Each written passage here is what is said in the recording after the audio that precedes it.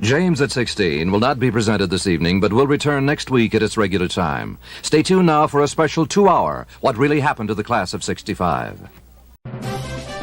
Word Balloon is brought to you by the League of Word Balloon Listeners.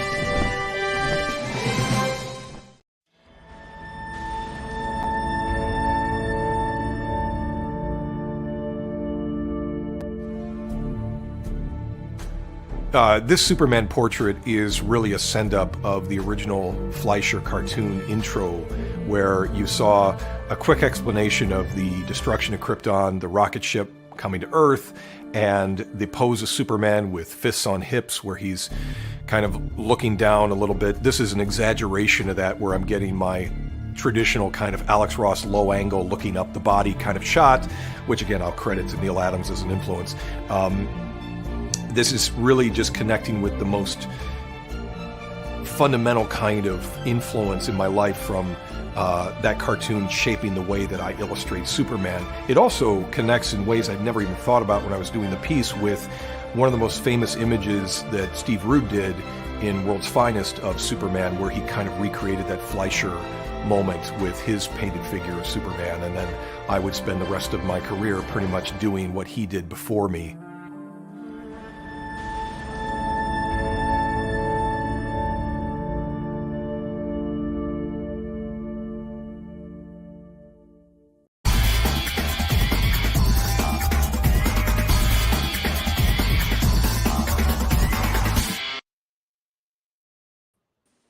Welcome back, everybody. Enveloped in darkness, it's time for another Word Balloon Live, the comic book conversation show. John Suttress here with a woman that has paid her electrical bill. It's Shelly Bond. Are you sure about that, John? Something's going on. I You got know. lights all around you. I know. I love your new look. It's very high contrast. It's so you. It's Conan O'Brien in the year 2000. You know, it's working. It's working. It's been way too long. How are you? Yeah, I'm doing okay, buddy. And how are you and Philip? And the We're boy? Great. We are all great. The boy is actually a young man. He's going to graduate from high school in 2 months. Wow. Can't believe it. And Philip is amazing, as always. We're going to have a conversation with Philip and Will Potter, indeed, for Geezer Volume 2. I'm excited about that. Yeah, me too. Absolutely, man.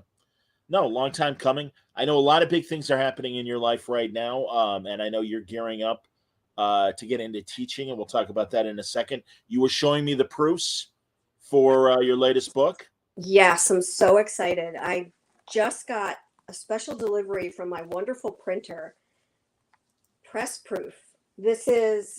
You're the first person to actually see it, John. It's the hardcover of the second book in my editing trilogy, Fast Times in Comic Book Editing.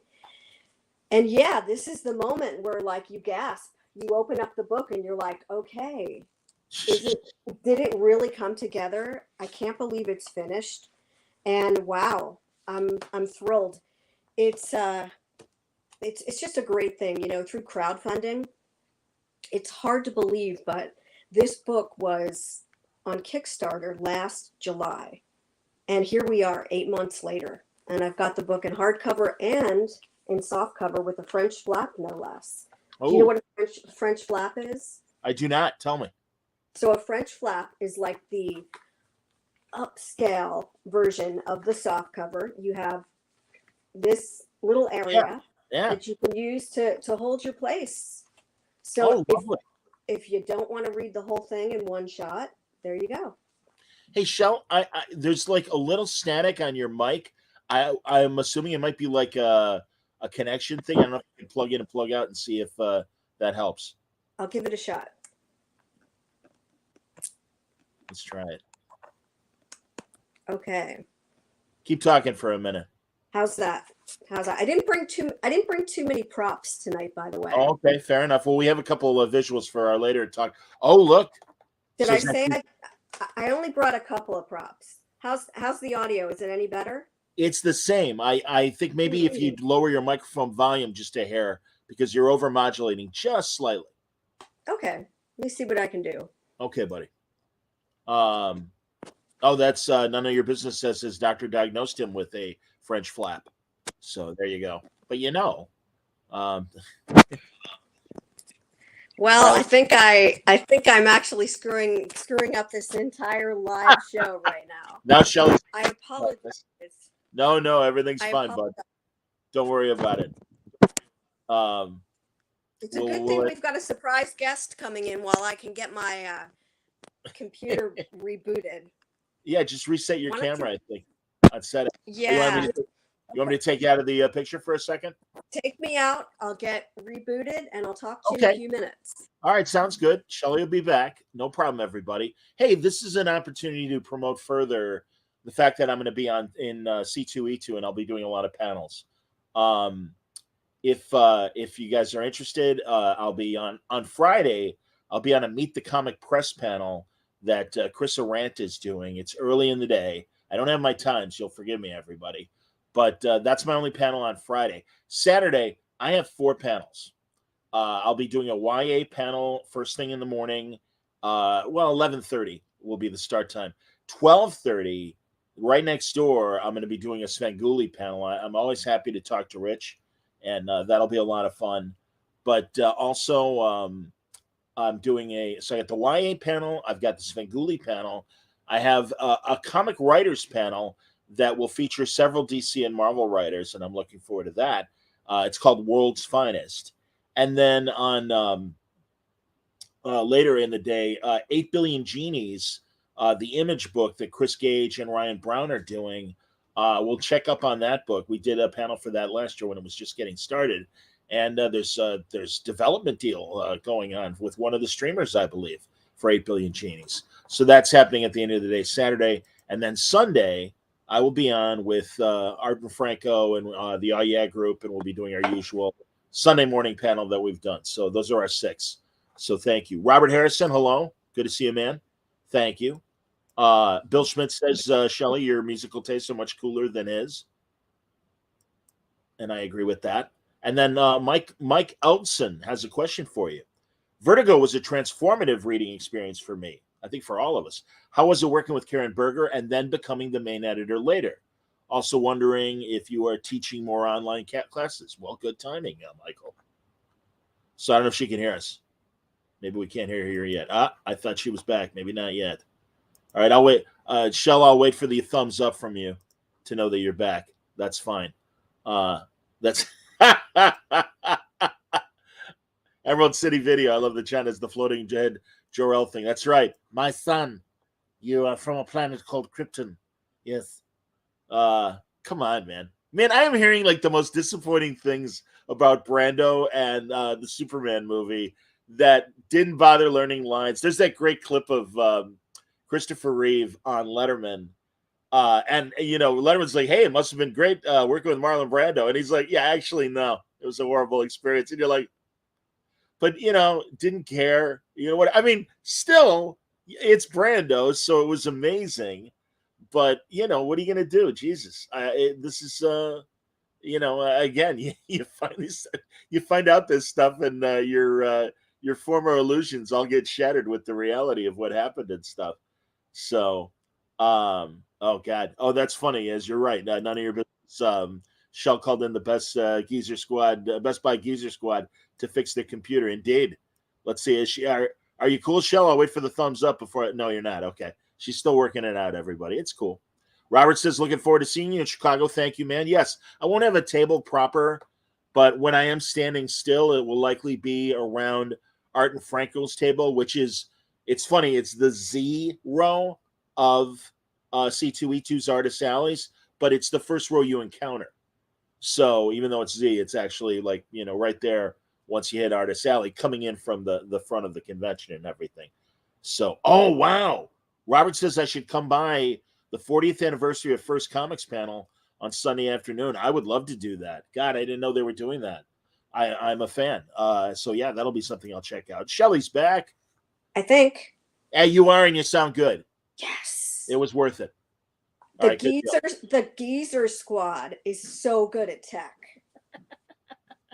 this means I'm gonna have to do the dishes now, like through the end of the summer.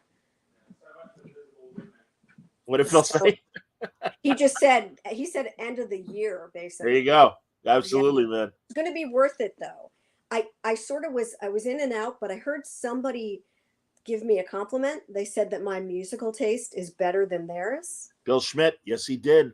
Bill Schmidt, I get that a lot, as I'm sure you can imagine. But thank you. No. Shell is much cooler. It's so funny because we do love we generally love the same music, but Shell goes a lot deeper, and that's Thank great. you. Which Hey, I know that's we, amazing. we always have Brian Ferry. And I think it's fair to say, even though we're not talking about Brian Ferry tonight, if we had a drinking game about the John and Shelley show, I think the operative word would be Brian Ferry. That's true. I agree. Fair enough? I would Okay. agree. Absolutely. Absolutely. Well, we have our love of college radio We that bonds do. us, and our separate but same, around the same era and stuff as far as college radio years. And no, it was a great time, man. That was and I'm actually April 12th going back to Illinois State because that's communications department week, and I'll be talking on a panel there and checking in on the college radio station and TV stations and seeing how they're Excellent. they're Very, how very old was exciting. how old was the equipment you were using at your college radio station? Oh, you know what? It was pretty old. I Okay. think God, I don't know. I could take a guess, maybe 1977. Sure. No, I understand. And it's same at our station. I mean, we used to have, there's the slides on a And studio. or the pots. We Yeah, have like the pots, the right. potentiometers. Absolutely, man. Big knobs. Absolutely. I love seeing archival footage of Atlantic Records in 1952 looked like this. And I'm like, Yeah. that's what Illinois State University radio looked like. Exactly. So That's very, now very cool. now I go down and they have like the most up-to-date equipment. And that's great because kids are learning on what they're likely going to work on, in the real world. So Yeah. 1 second, let's see here. I had that question that you were still having technical difficulties. Okay. Mike says Vertigo was a transformative reading experience for me. How was it with Karen Berger and then becoming the main editor later? And then also he wants to know if you're teaching more online classes. Well, thank you for those great questions. First of all, how was it working with Karen? Well, it was pretty amazing, especially when I was 26 years old and I was her assistant editor. I think, I got to say, I think that those early days when I was an assistant on Sandman and Shade, and I was kind of running shotgun to Karen, they were the most exciting. And I was really lucky because, she warned me that if I took the job, I had to move to New York City within 2 weeks and I had to hit the ground running. And honestly, I did not stop. I mean, to this day, even though I'm no longer working for a big two, I am making comics with the same ferocious spirit and drive and verve as I did back in the day, which is why I've remained 26 years old, by the way. I bet you didn't know that. No, you're forever young. Absolutely. Thank you. Don't kid yourself. No Thank you. question. No, you've had great teachers that Yeah. have led you to your career, and in fact, there may be one of those teachers that's going to be a special guest star for us. Tell me, this going to be This Is Your Life, Shelly Bond tonight? Yes, I could actually. We could do that. Although we'll show her as well. Yes, Shelly Bond. Do you recognize this voice? Hi, Shelly. Hi, John. Ladies and gentlemen, Diana Schutt's joining the show. It is fantastic to see you, Diana. Nice to see you, John. It's been a while, hasn't it? It was the last Rose City before COVID, Diana. Yeah. Wow. And you were tabling next to Gabriel Bond, Fabio Moon. So yeah. it's like all three of you. I'm like, hey, this is great. Man. So well, absolutely. And Shelly, but you and I, it's been like a minute, right? Yeah.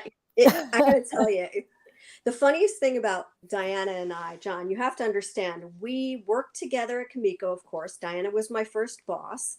And we worked together maybe 8 or 9 months at Kamiko proper.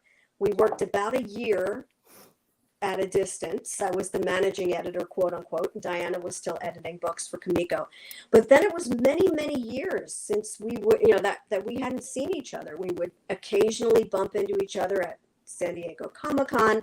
We've seen each other more in the past 4 months, I think, than we have in the past 35 years. And it's been a blast. I've been somehow convincing Diana to help me out with a lot of the promotional work that I try to do, and just pretty much representing women in comics and marginalized people, and just bringing positivity back to comics, because, as I'm famous now for saying, I think the industry is a burning dumpster fire, and we have to raise and rebuild it. And the only way we do that is by pushing out the negative and bringing on the positive, and leaving comics in a better place than it is now, and also how we found it. And Diana, you can speak to that better than anybody, because you were like the it girl of the 80s in comics. Well, that's nice of you to say, Shelly. Thank you. But it's true. But there were a few of us in the 80s, and you joined us towards the end of that decade. I think, John, you haven't been around quite as long as I have, but close. Oh no, well, listen, I'm Shell and I are around the same age. But all right. Yeah, so from a all right, so I in the 70s as far as reading stuff. Yes. No, and right. certainly was well aware and thrilled at the Kamiko product. Before you talk, Diana, Shelly, I don't know if you touched something on your computer, but it's the static started again. So I don't. So maybe it's something like maybe you inadvertently touched something that, but it just started popping in again. I am so sorry. Please continue with Diana. I am going to see what I can do about another mic. Okay, buddy. Thank you. I'll return. All right, no worries. All right, sorry about that. All right, well, that's fine. No, Diana and I can talk. Absolutely. So yeah, honestly, Diana, tell us about that period. How did Kamiko get started, even? Well, I wasn't actually there when the company was formed, which was earlier in the 80s, and it was the result of a handful of guys who had gone to art school together, among whom was Matt Wagner, of course, definitely the most talented of that handful, I would say, and certainly the most determined. As it turns out, Matt wasn't actually part of the staff. The other four kind of made the company and gave themselves different positions within the publishing house, which was literally a house, a dilapidated old thing falling apart in a small town, suburb of Philadelphia. And they knew nothing about publishing.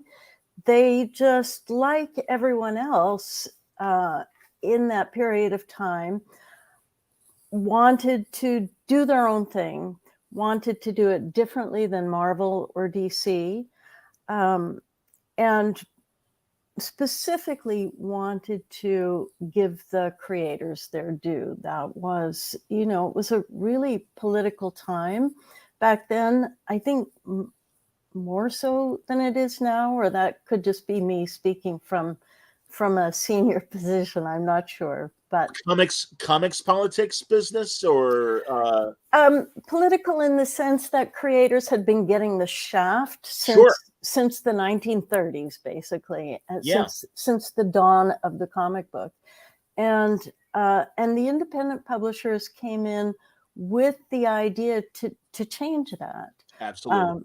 To provide options to Marvel and DC, who at that time still, it was questionable if artists would get their art back even, So there were all manner of things that we wanted to change. The money, the copyright, the art return, in general, the treatment overall of the creator and an idea to present their work in a more upscale, quality-driven way, I guess. We were not happy with newsprint and shitty printing, and so we wanted to make things better for all concerned, ultimately the reader too. No, and the new product was exciting because it was part of the black and white boom of the 80s, and just so many great different art styles and things, and certainly Matt was a big part of that. Eastman and Laird with Teenage Mutant Ninja Turtles, and it was still like not only huge but also much more subversive than the Saturday morning cartoon allowed it to be and stuff. Shell is are you cool? Are we give me a thumbs up if we're cool? All right, here we go.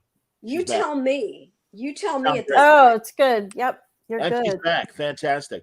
We were just getting into, as our Balthasar would say, instead of secret oranges, about Diana Schutz and Kamiko. So when Diana, I want to continue and ask you, when did you join? How did you join Kamiko? Oh, well, this is actually pretty relevant to the discussion. I joined on the coattails of Bob Schreck, which is exactly the way I joined Dark Horse 4 or 5 years later. Though I had been working in the industry, in comics retail since 1978, and in fact had been editing sort of my own little magazine for Comics and Comics, then a 7-store chain in Northern California. I was a girl in the industry, and we were few and far between. And Bob Schreck got the job originally as Kamiko's marketing guy, and I just kind of weaseled my way in there with Bob. He and I were together at the time, and that was it was another boys' club, really. I tried to change that as best I could. Certainly, hiring Shelly was, a move in the right direction. But those were different times. There were very few women working in the industry. Although I have to ask you, Di, when people ask me how much the industry has changed since those days, I honestly say it's been up and down and down and out.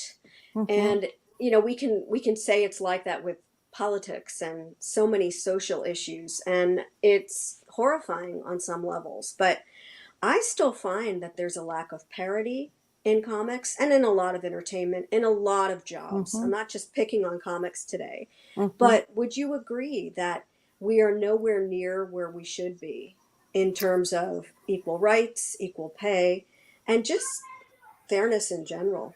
Yeah, absolutely. Though I think, and to go back to your wanting to highlight the positive, I do think that things have gotten much better over the last 40 years. My God, I hope they have, though, yeah, not where we want to be, not yet. And I think that's not just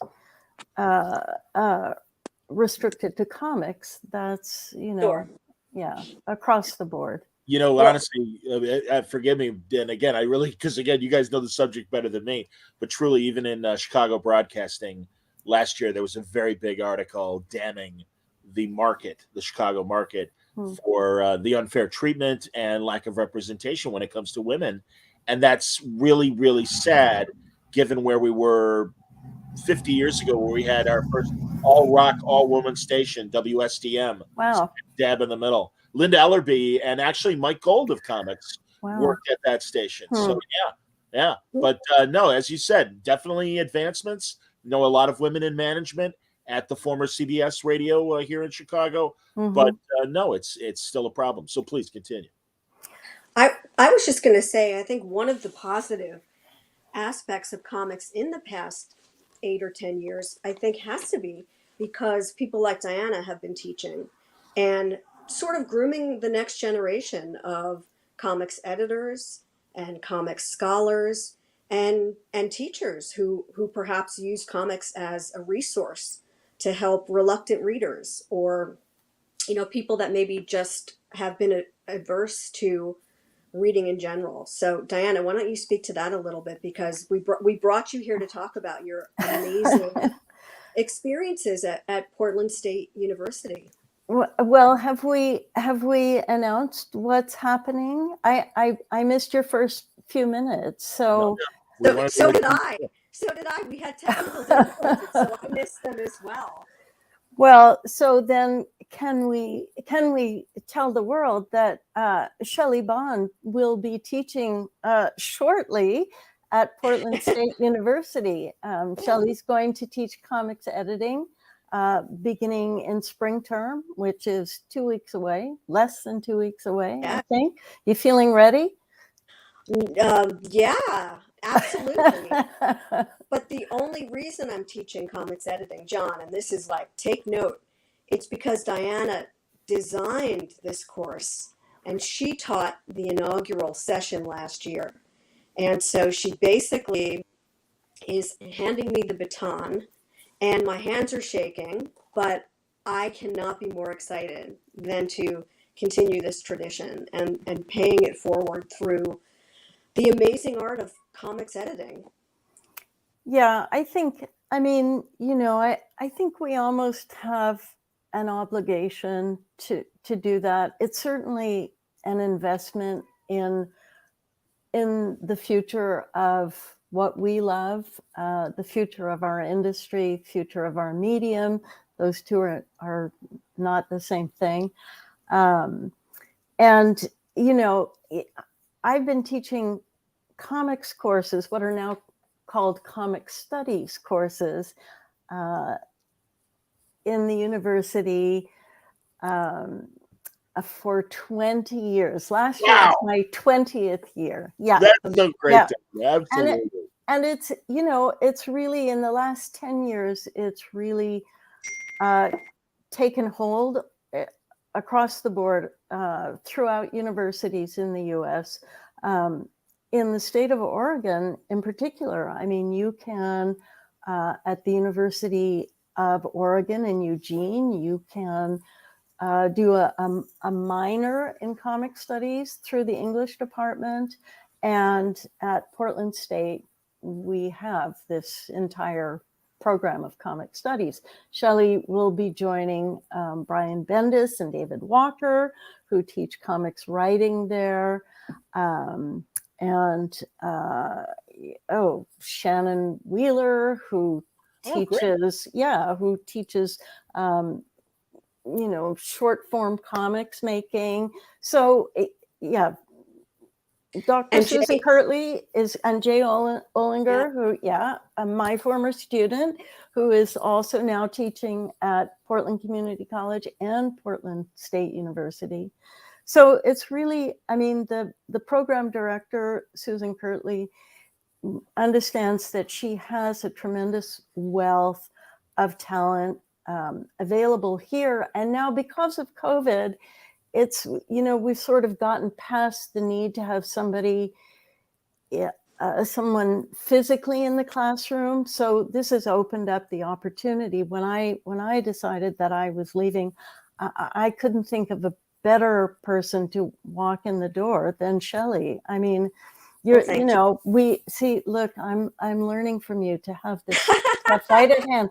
So Shelly, has written and published the very first textbook on comics, and it's fantastic. And I think that, this is, she has her own textbook for the course already. I wish I'd had it last year, but it's all right there, And you Well, wrote it, so it's ever present for you. well, listen, thank you. I was talking to John a little bit though about you and about comics editing, and I really feel like as much as I want to impart many of the things in Philip and Grammar, I would be remiss if I didn't cherry pick the highlights, which are many, from your own comics editing course, because your curriculum that you designed and curated is masterful and it's important. So when you ask me if I'm ready, I'm about 2/3 ready because Mhm. I'm still having trouble deciding how much of your syllabus to integrate into my book. But it's made it interesting and fun because I think for you, to design this class, I think it's the first of its kind. And I want to do you justice.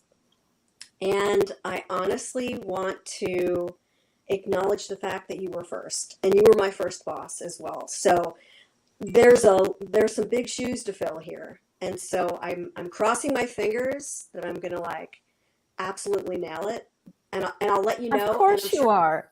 John will let you know as well. I think John wants to audit the class. He looks That like I believe. Well, first of all, if I lived in Portland, I'd be bothering Diana and all our other Portland friends all the time, and the same goes for Shelly and Phil. They would be sick of me. But yeah, hey, Diana, I gotta tell you, I had Brian on Bendis last week, and Mhm. someone had asked him how he got into teaching, and he's like, "Because Diana Schultz guilted me." And Well, I mean, yeah, again, to go back to what I was saying, I really do think that we have a kind of obligation uh, to help build our future. And so teaching has been really important to me for that reason. Um, and and and we've had some fantastic results.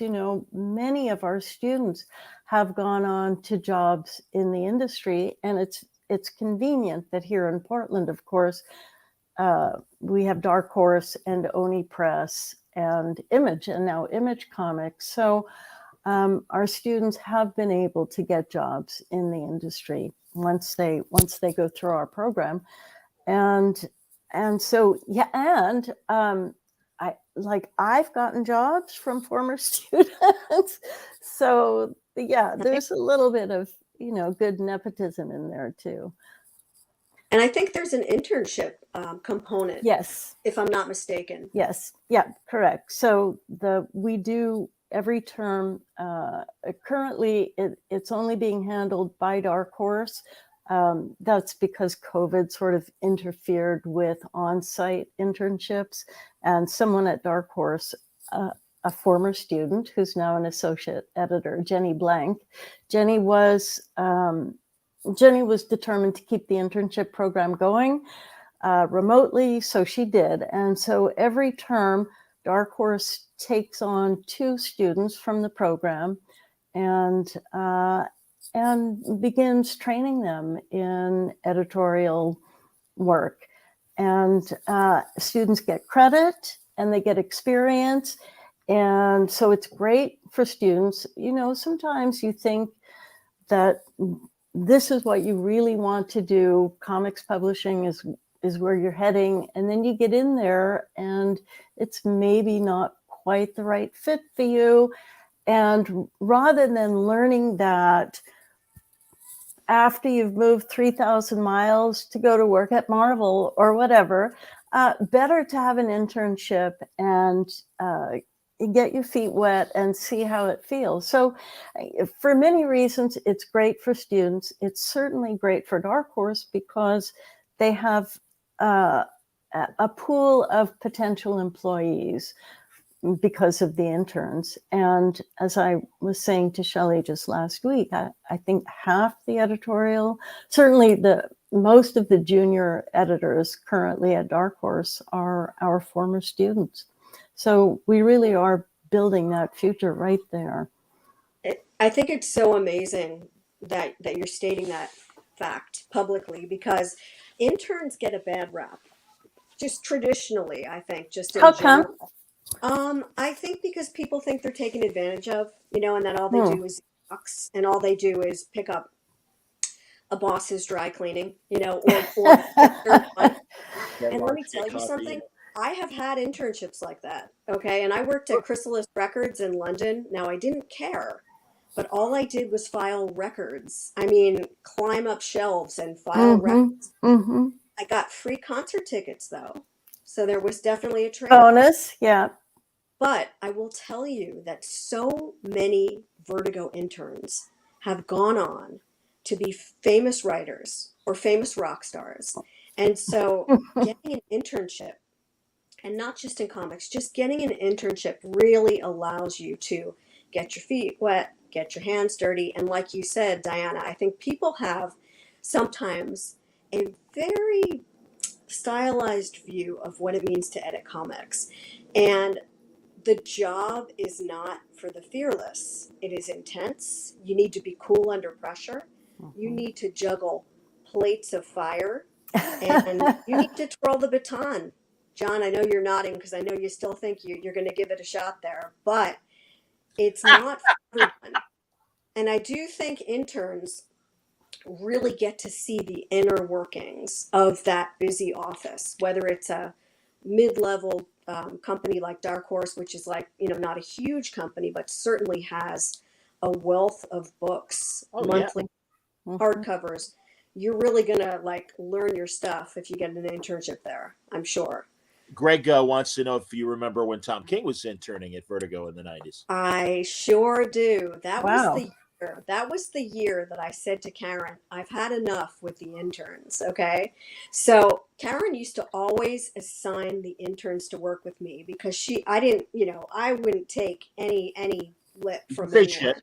You can say shit. And I always had probably more books than anyone because if I was asked to take on another project, I said, yeah, I can do it. And I managed to do it. So I think I might have had, the interns for like 4 years in a row. And I said, look, can I please have a break? So Joan Hilty had the honor of working with Tom, and he was really quiet. I remember meeting him, and talking to him like very briefly. And in fact, somebody recently just told me that I told Tom King to read the entire Lucifer miniseries, 72 issues in a Wow. weekend. Now, I can't remember if I had the authority to tell him he had to do that, but I might have strongly recommended that it was just a phenomenal book. But just recently, someone said that Tom gave me the credit for introducing him to Lucifer and loving Peter Gross and Mike Carey. So Yeah. I will take the props, and I could be a hard ass boss for sure. Yeah, But but that's what interns need to understand. yeah, And it's forgive me a for being the job. old man on the porch, but truly, it's like, no, you got to develop your work ethic, and you got to Yeah. know that, God, this whole thing of quiet quitting, and I forget the Monday thing where you're only doing kind of a half-assed effort on Mondays. These Oh, are like new yeah. things that have come out of the workforce, and it's like, no, man, you're doing it wrong. And again, I don't mean that in any like get back to work, but I mean like you're not going to learn unless you do Well, hard and, stuff and, like that. and it's all about deadlines, and all the drama in comics needs to stay on the page. There's so much happening from day to day. The percentage of error is so great, and I know Diana knows what I'm talking about. I mean, and not just missing a typo or forgetting to call someone. I mean, it's so intense. And the only way to learn how to do the job is to do the job, whether it's ballooning or whether it's understanding proofreaders' marks. And I have to say, just quickly to jump back to the interns, I've had favorites, and one of them was James Tynan, who many of you know is like an award-winning writer. Such a super nice guy. So I was back on the intern patrol, like in my, I guess maybe 2014 or 2015, and James was an older intern, and he was allowed to take the internship because he was taking Scott Snyder's writing class. So he finagled his way in, and I was thrilled because he was just so sharp as a tack. super nice. And he actually helped me find a birthday present for my son one year. He came in wearing Wait a right? minute. This is Right? the pick up the laundry story. It's not. It's cute though. It's a cute story. He came into the office wearing a Star Wars shirt that was like Calvin and Hobbes as Han, and it was just so cute. And I just knew right then and there I found the perfect gift for my son. So when I tell you that James was the perfect intern and deserves all of his success, I kid you not, because he was a hell of a nice guy and a hard worker and a terrific writer at that time. Because sometimes we had interns actually write copy or do we tried to give our interns more things to do than just photocopying and running to the FedEx room. You might Because know. Oh, I'm sorry. Please continue. no, just because part of the job is to learn the many different facets of the comic book editor, Yeah. and the jobs are pretty much endless. I just want to point out that, and you're being nice about it, Steve, but Sandman Mystery Theater's own Steve Siegel is watching and happy that you guys No, and stuff. This is no, he's not. well, he's here for you guys, believe me, and I love that you're watching, Steve. And Steve's a Chicago guy, and we've met a few times over the years, and I even knew his wife Liesel before they were together. You did not. Wait a minute. It's another radio station story, Shell, where No. the rock station I worked at, XRT, my friend Susan, who is a playwright now in New York, she was working in at the rock station, and Liesel was a friend of hers and had several of us go to her class and speak about radio, and it was great. Yeah, so Crazy. that was my in with Steve. I'm like, hey man, I know Liesel. I'm like, whatever. And Lisa used to wear a DC jacket that I'm sure was like a Christmas gift to the staff back in the day, but it was almost like a baseball jersey kind of jacket. I don't know if you guys had it, but yeah, hilarious. Oh, that's nice. Steve remembers. All true. Absolutely, man. I have to, since Steve is here. Okay, so I want to give props. Now it's going to sound like I'm really blowing smoke here, but a couple of people emailed me today, and they were teasing me, and they said, "Oh, you're probably going to talk about your big crush when you were a young editorial assistant." And I said, "No, I'm not going to talk about he who shall remain nameless." Not like here. But I am going to talk about Steve Siegel right now, because I do think, and I will say this again and again, one of the finest single issues in comics to this day is the Grendel Tale #1, written by Stephen T. Siegel, illustrated by Ho-Che Anderson. Favorite single issue of all time. And Diana, that was your story that you edited, correct? It was the it was we did it like one of those old Ace flip books. Yeah. So Tim Sale was on one side wrapping up Grendel Devil's Reign. And Matt had decided that he was going to let Grendel be written by other people as well. And so this was the inaugural Grendel Tale, which became its own series Grendel Tales. And of course, Steve was our first writer to kick that off. Yeah, absolutely. And it really, it's a fantastic story. And Ho-Che, I don't think had ever done anything in comics at that point. I don't remember how he came under our radar, maybe through Steve, who was always great about bringing different artists on board too. But what a fantastic story. This isn't about me. Let's keep the focus on the powerhouse editorial, not to mention both these writers. I agree. We have the three of us are in a room. We have to talk a little bit about it, because I've reread it recently, and it's held up and then some, and it's so sophisticated in its time. Now, Di, I have to ask you this, because in my book Fast Times, which is the second book in my editing trilogy, which, believe it or not, I kind of have right here. I just got this a printer proof yesterday, by the way. But Diana, I have to ask you this. Now, when I first met Steve, I met him on the phone, and I described Steve's voice as the midpoint between smooth jazz DJ and now I can't remember what I said. Now I'm losing my mind, but I thought he was an old dude. Like I Ah! thought he was like over 40. Wow. Like he sounded Hmm. so Hmm. old to me, and we had so much in common. And he Shelly, had you were a baby, though. I know, but so was he. But he's only like 2 years older than me. But Di, when you talked to Steve, did you also think he was like a contemporary? Did you think he was an old guy? I Because he writes with such sophistication and nuance. Yes. Yeah. Um, I honestly, I think that Steve and I had met before we began working together. So I, that I blew. I So I he don't knew. I don't remember the name of the project that he did with Stefano Gaudiano, but it was the Kafka. first. Say again? Was it Kafka? Yes, yes, and that was how both of them actually came to my attention, was through Kafka. Yeah, and I think that we met.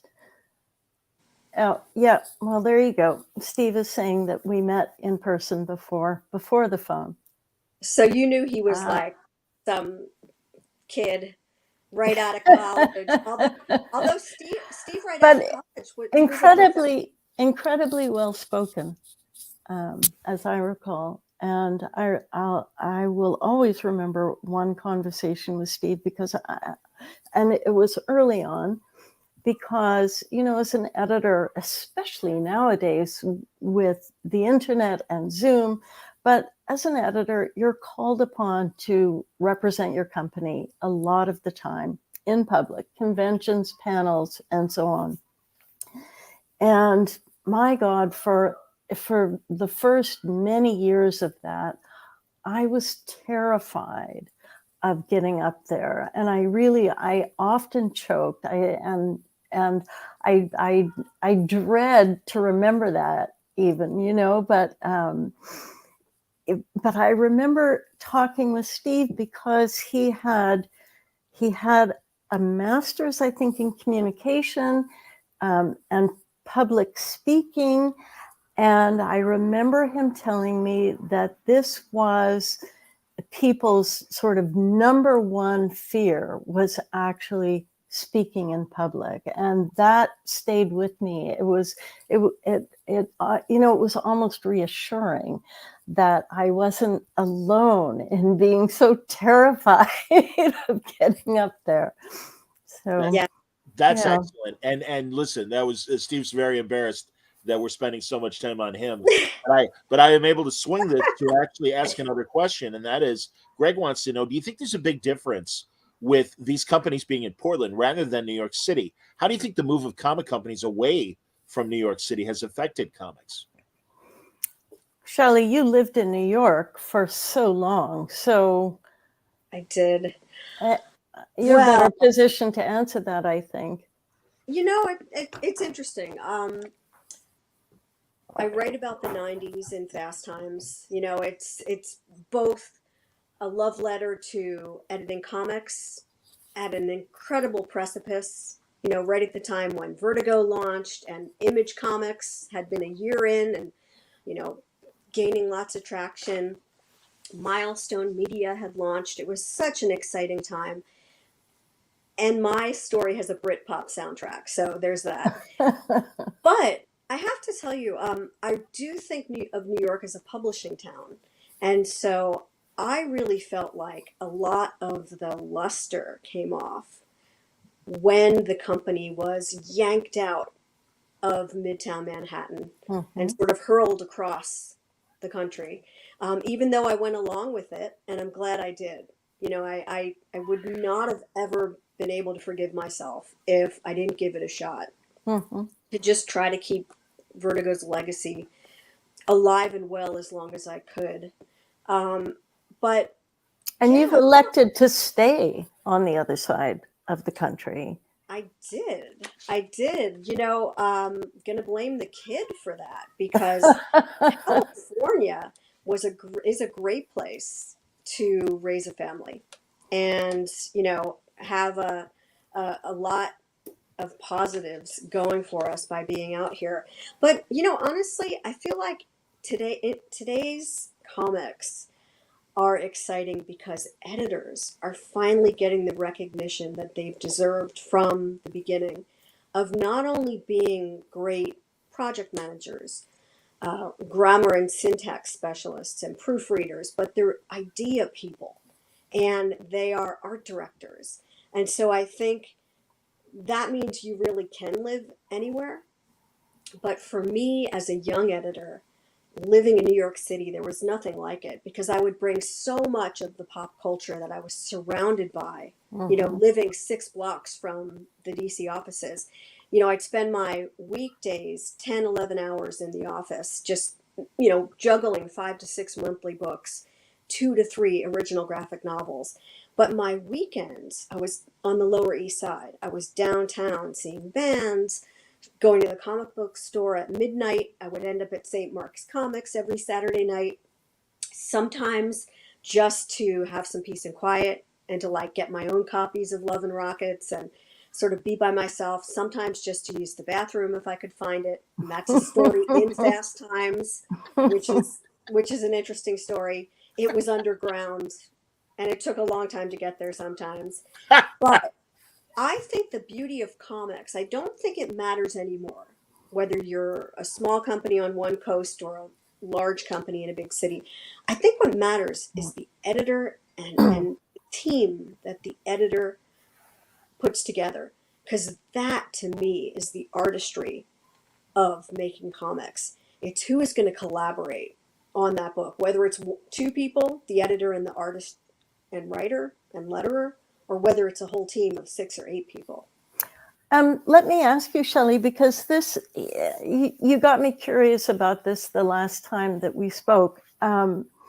When you were at Vertigo, which was 20 some years, right? Yeah, 22.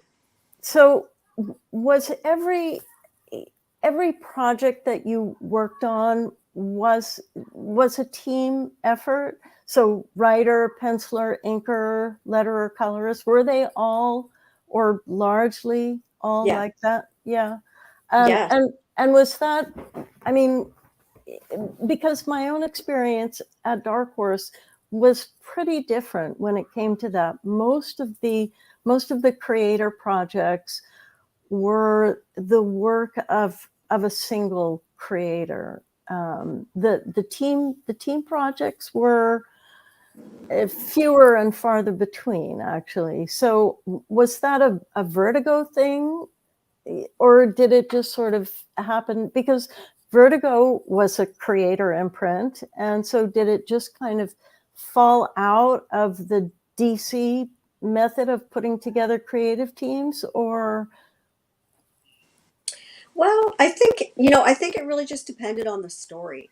In the early days of Vertigo, a lot of the books were sort of, we were taking many of the obscure DC characters and giving them what we call the Vertigo spin. And some of those books.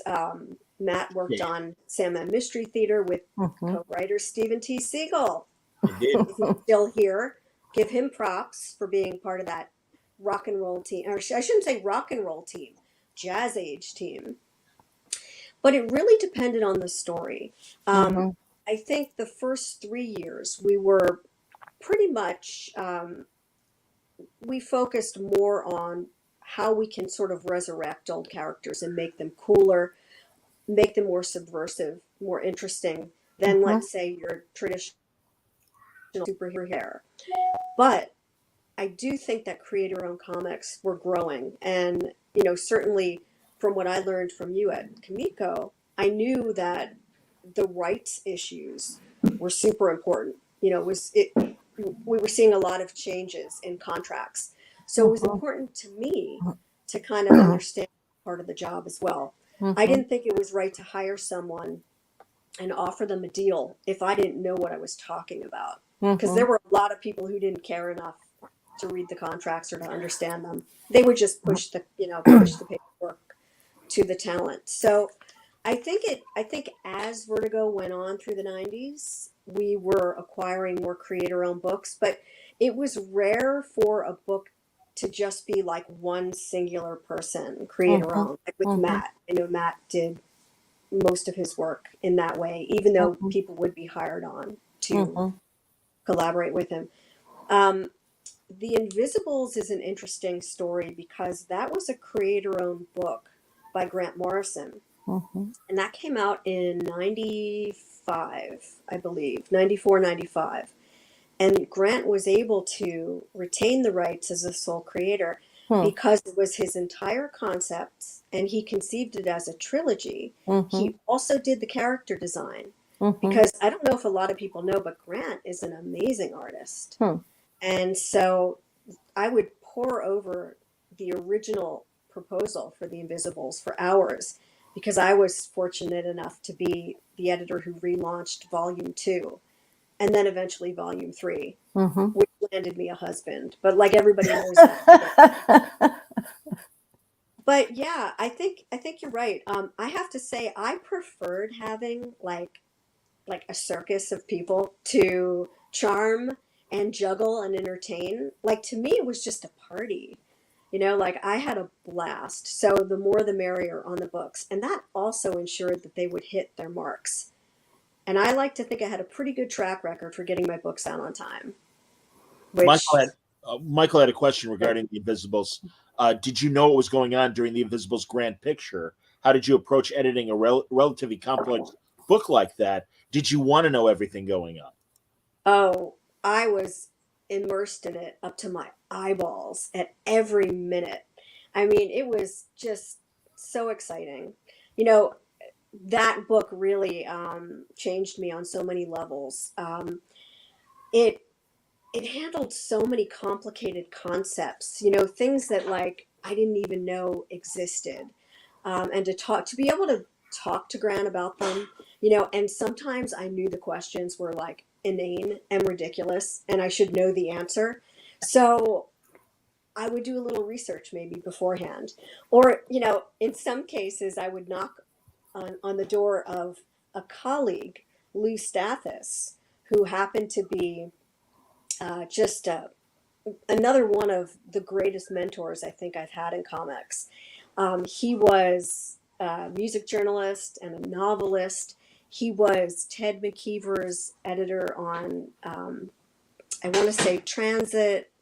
He did work with Howard Chaykin. He was one of the Black Kiss editors, so he knew his stuff, and he had like a record collection that was like to die for.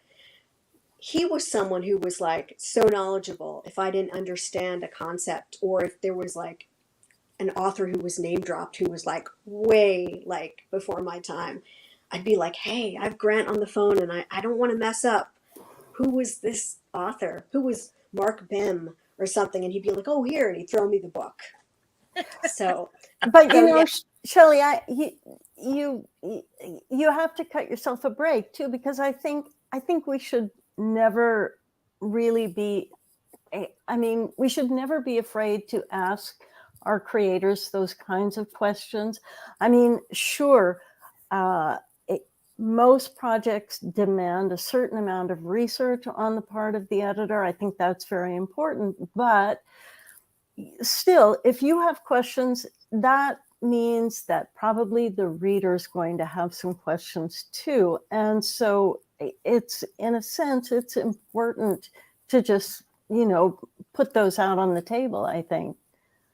Actually, you know what? I read the back of a book once that said the best editors ask the right questions, and it's the back of my book. But still, you are correct.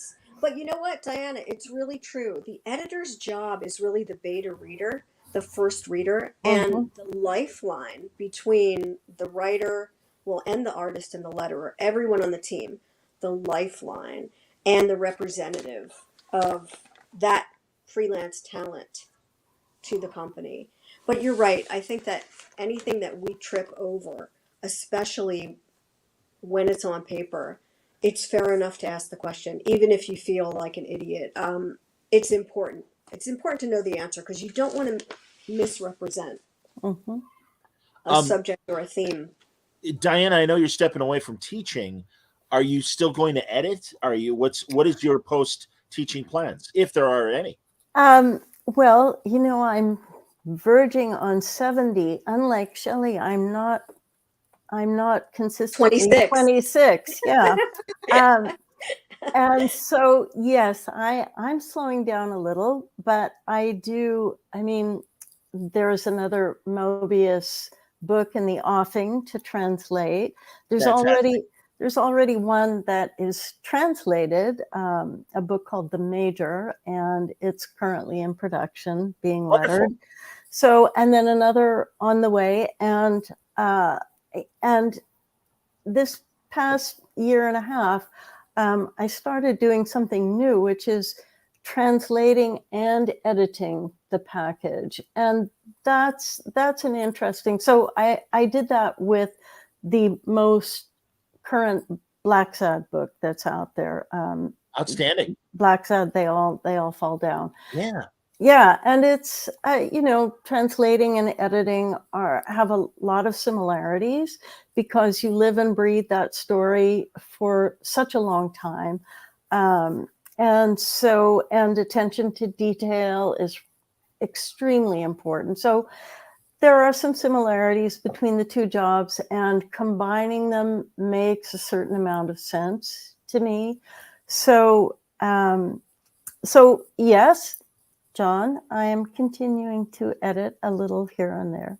I want to follow up on that and ask, because when you do translate from another language, I know watching anime, and I forget what the name of the old channel was, but they would list, sexual content, violence, whatever. And then there would be, I forget how they phrased it, but essentially, this is like a Japanese thing that there really is no American or English translation to. Mhm. And what kind of, like, I imagine that it is almost a back and forth with the people that are creating this in their original language to say, am I right? Is it this kind of thing? How much of that back and forth in terms of to convey the idea, but in an English language presentation? Yeah, certainly with the Black Sad creators, Juan Diaz Canales and Juanjo Guarnido, where I'm translating from Spanish, which is not. I'm more conversant with French, but I studied Spanish for a number of years, and so sure. When I have written the first draft of a translation script, inevitably there are questions, and it's great when the creators are vested enough in the American edition to be involved with the project, and they are. In the case of Mobius, I cannot commune with the dead. Our skills are strong, but not that strong, I'm afraid. So You're not breaking out the Ouija board to no. right, I understand. But then when you're, certainly translating Mobius or Moebius, as the French pronounce it, it is he's so esoteric. The work is so out there that there's a sense in which I feel like I kind of have to put myself into his head, or where he was in the time that he was creating whatever it is. And luckily his daughter Nausicaa has stepped in recently, and so she's great. She's very helpful when I have questions, and that really squirrel. No, great. I was looking Happened. That's awesome. That was planned. That happened the last time I was on the podcast, by the way. That was so planned. John, don't think that was just me. Okay. It's like a Hitchcock moment. Absolutely. That was going to happen for sure. Don't worry. That counts. This is all Honestly, about Diane, I love it. I love when that happens. Go on. You know, they go where they please in this house because, you know, they just allow us to live in it. It's really, yeah.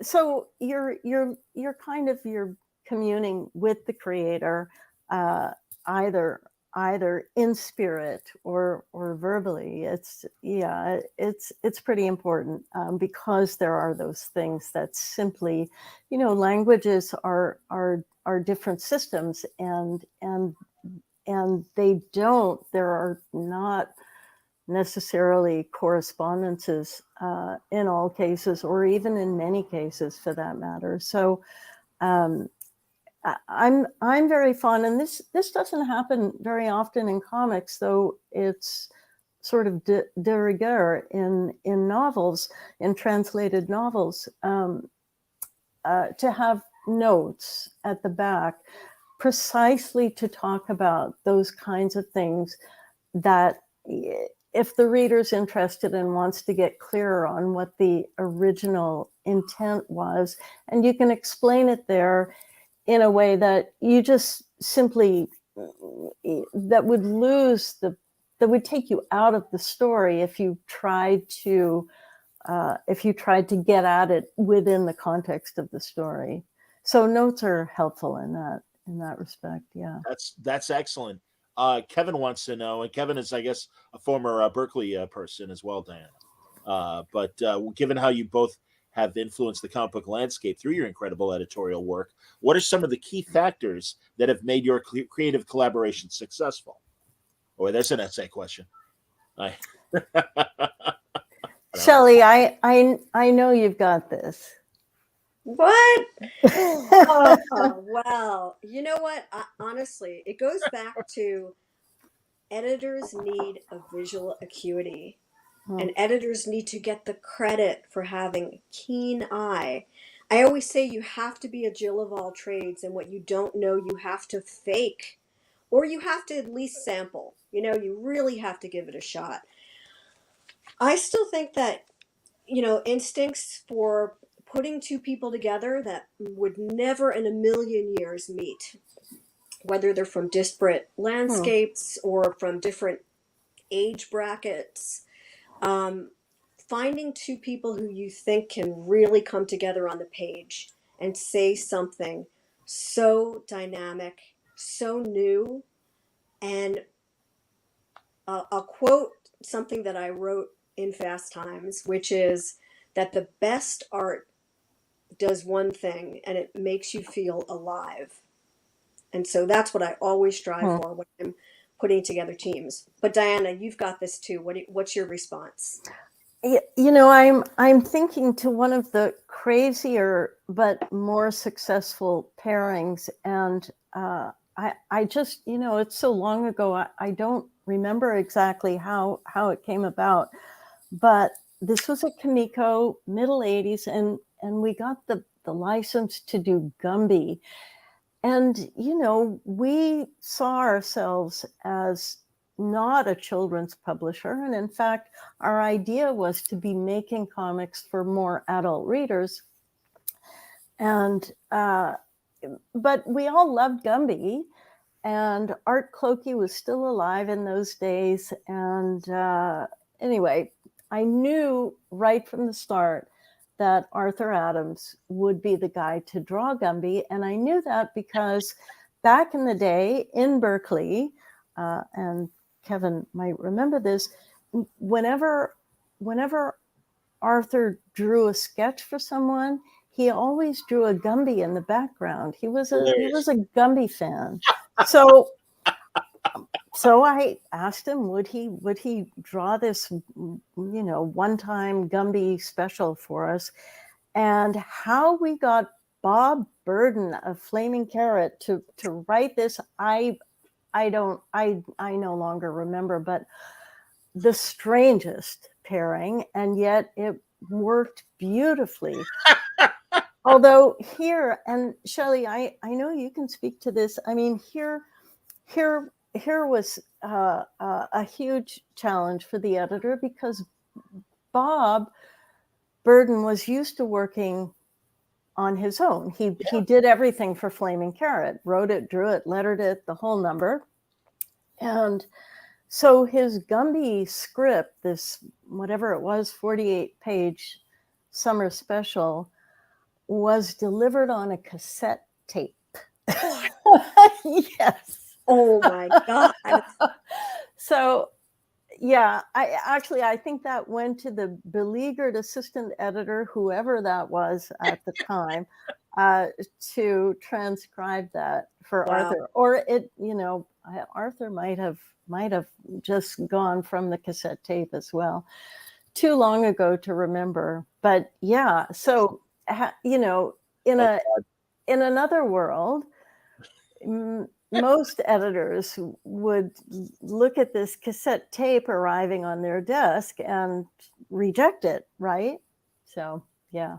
Wow, I so remember, now burned in my brain, the Amazing Heroes solicit for that Gumby summer special. So that is fantastic. That is a comic I have not thought about in some time, and that's a fantastic story. Jesus. Well, I have to just butt in with this. Another great mentor of mine is Rick Taylor, and I believe he colored the Gumby Summer Fun. I think you're right. Yes, I think you're right. And I got to tell you something. I learned color theory from Rick. He taught me how to wield an X-Acto knife before Diana taught me how to wield the red pen. I told John I didn't bring any props today, but I lied. I'm sorry. But I have to say that I think that's the curation aspect of editing that people are only now starting to see. I think, Diana, don't you agree? I mean, it was there all along.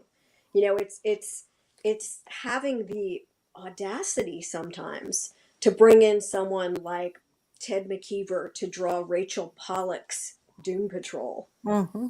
I mean, I think that was Tom Pyer's vision, and Lou Stathis took it on when Tom Pyer left the company. But man, that was just like, I look at that and I say, who in the world could follow Grant Morrison and Richard Case on Doom Patrol? I mean, a master class in how to make comics. And so sure enough, Rachel and Ted, it was an incredible run.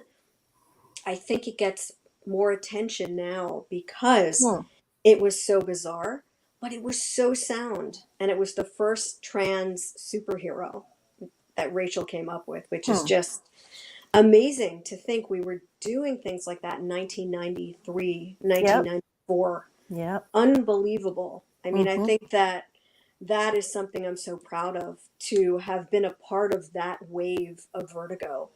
And, and it was really Karen who wanted to push the boundaries. And I have to give her props for approving probably 75% of the pitches I gave her. Wow. And some were messed up. I am not going to lie. Sometimes my ideas were really self-indulgent, but I always looked at the entire imprint. I always looked to see, like, what are we missing? We would have meetings a couple times a year, and we would have like a big whiteboard. And, we would make lists of, we know we have the dark fantasy, we have Sandman. When we lost that, we needed another one. And so that's where Fables came in. So on the one hand, I loved reading crime fiction, but when we had enough crime fiction, I kind of had to step up and sort of come up with something that was interesting to me that filled a void of maybe something that didn't pan out or that ended maybe prematurely because of sales. So yeah, it was, you know what? It was an exhilarating time to be a comic book editor, but we made it even more so because we were just, I think, challenging expectations of the readers, of what a comic book could do. And I will, if Steve Siegel is still here, and I hope he isn't because he's going to be blushing again, but I think Steve Siegel pitched me projects that turned the comic book industry on its head to the point that it never found its way back, and I don't care. We did a book called Vertical, which was half as wide as a normal comic. We Hmm. stacked them on the shelf, two up, and it was called Vertical. We had Mike Allred illustrate it and Laura Allred color it, and Philip Bond actually inked it. Talk about a stellar team. And we knew it wasn't going to be a big seller, but we did it for the art of it. And I'm Mhm. still proud of books like that. And of course, House of Secrets with Teddy Christensen, who, Diana, I know you also worked with. Yeah. Tremendous talent. And the Steve Siegel, Teddy Christensen connection just kind of lives on. I think they continue to work together. Yeah, that was a terrific book. You know, that Vertigo, pardon me, that Vertigo book. I mean, obviously, even presaged the idea of how we swipe now on Webtoons and Yes. stuff like that now. So yeah, Yeah. pretty cool stuff. Please continue, Diane. I didn't mean to step Well, on. no, I was going to say you must have had some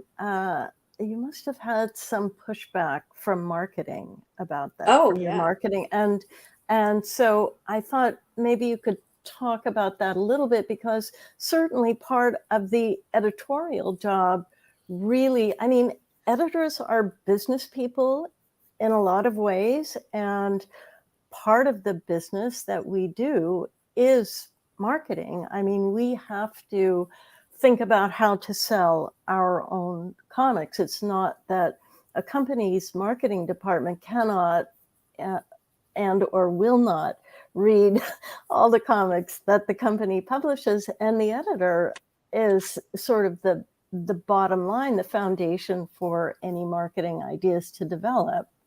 So I was hoping you would speak to that, because editorial and marketing do not always see things from the same perspective. Agreed. If you want a one-word answer, I'll give you one word: champagne. I would sometimes, depending on the person, if they weren't drinkers, it was chocolate. But in all seriousness, Bribes, then. yeah, it was a challenge. Yes, it was a challenge. I think for me, first of all, I was lucky because even though Karen hired me as an assistant editor, I wasn't too happy about that title because I was already editor. She did tell me that if I proved that I could edit comics, she was not going to hold me back, and she would actually give me more work. And she was true to her word and then some. But in trying to cut my teeth, I knew I had to really come out of the gate with something strong.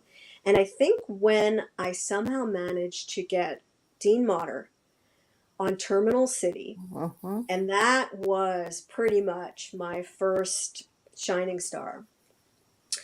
I think once I got that in, I know that the marketing department loved it. Bob Wayne was a huge Mr. X fan. And so I kind of got in his good graces. He also liked Britpop.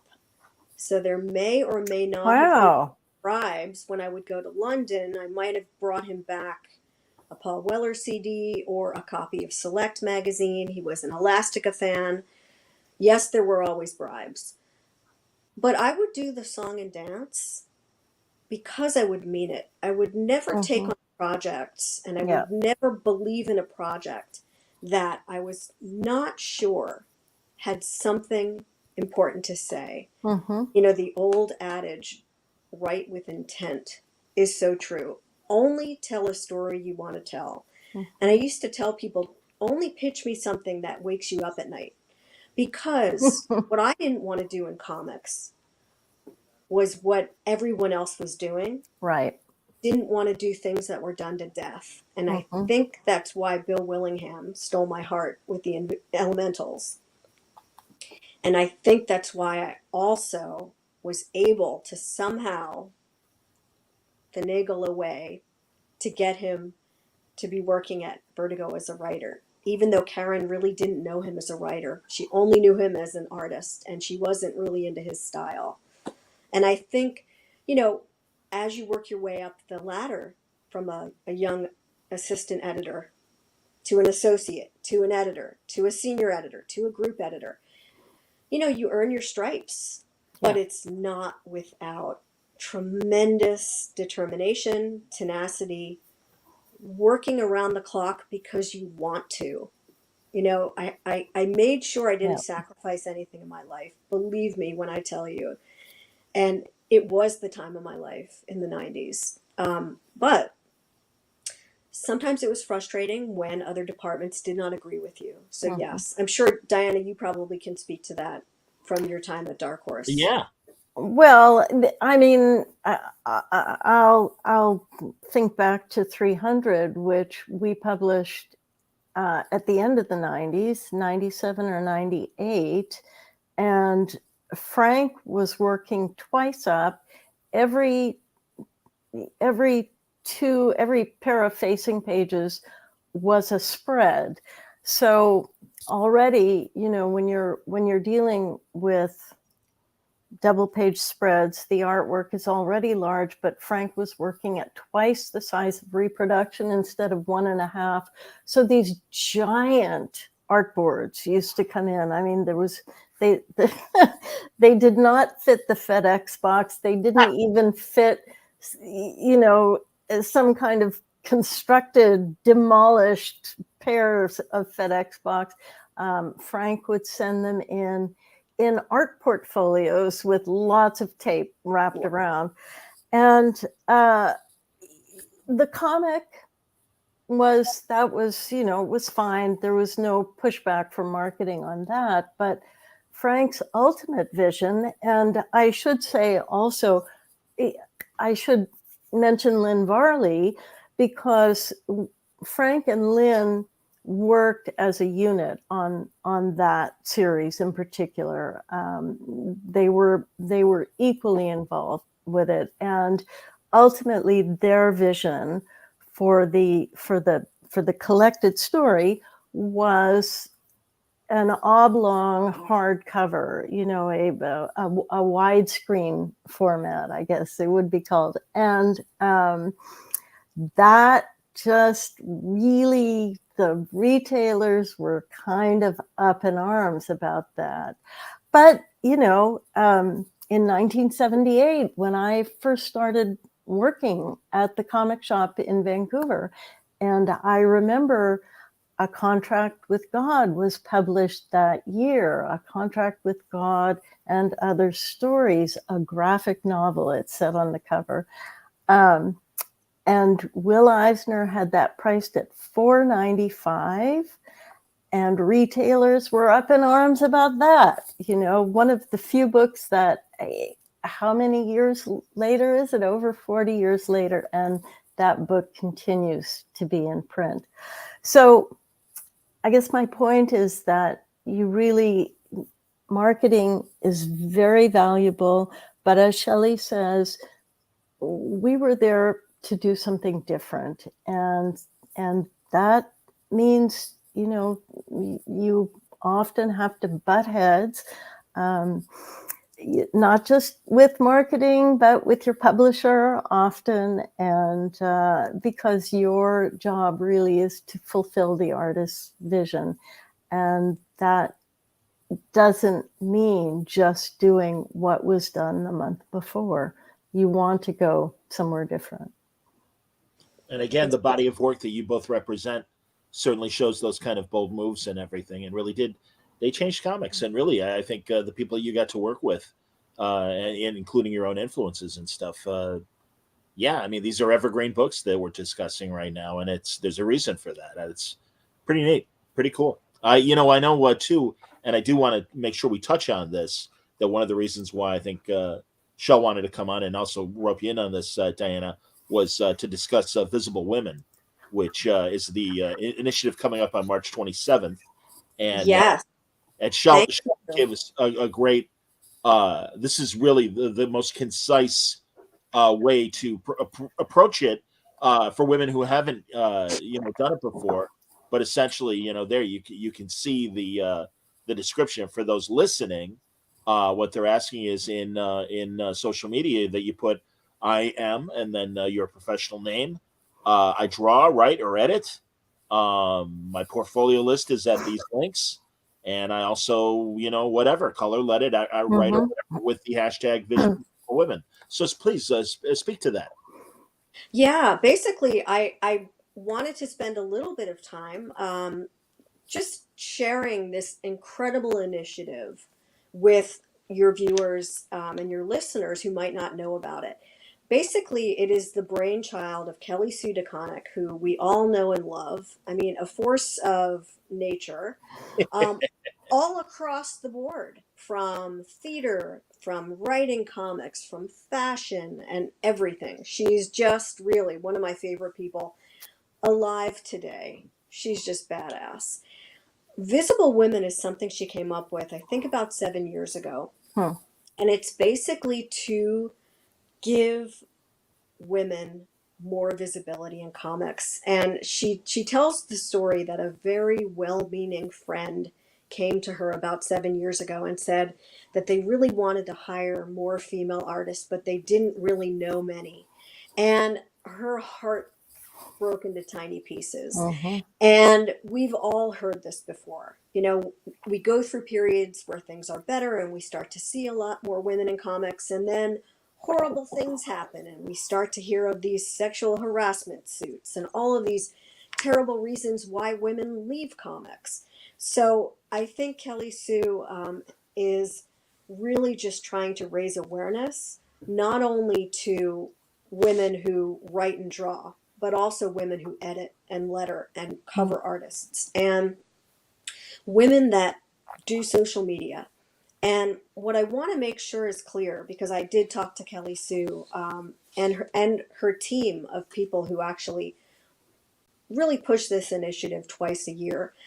She wanted me to make it clear that by using the hashtag Visible Women, what you're really getting is a chance to share your portfolio. And Kelly Hmm. Sue signal boosts, and she has 83,000 Twitter followers. So Wow. it's a Twitter initiative. I know, Diana, I'm not even close. So my eyeballs popped out too when I saw that. But basically what happens, and this is going to be, I think, the 8th year, in March and August. And the one that's coming up is Hmm. Monday, so March 27th. So March anyone who's 20th. Yeah. listening, if you identify as a woman, if you are trans, you are a woman. If you are non-binary and you feel comfortable under the Visible Women umbrella, by all means, we want to support marginalized creators. And Kelly Sue also wanted me to mention that, you know, there are so many other initiatives, hashtag Drawing While Black. There's a whole list of people who represent different genders and different ways of representing yourself. So with Visible Women, we want to invite anyone who wants more exposure to hopefully get paid work. I mean, what it boils down to is this. There are people in comics, they know who they are. I know who they are. They run a lot of the companies out today, and they are lazy, and they don't think that there are a lot of other people than the traditional people we always see making comics. We want to help you get your skills out there. We want you to be paid fairly. Here's what you do.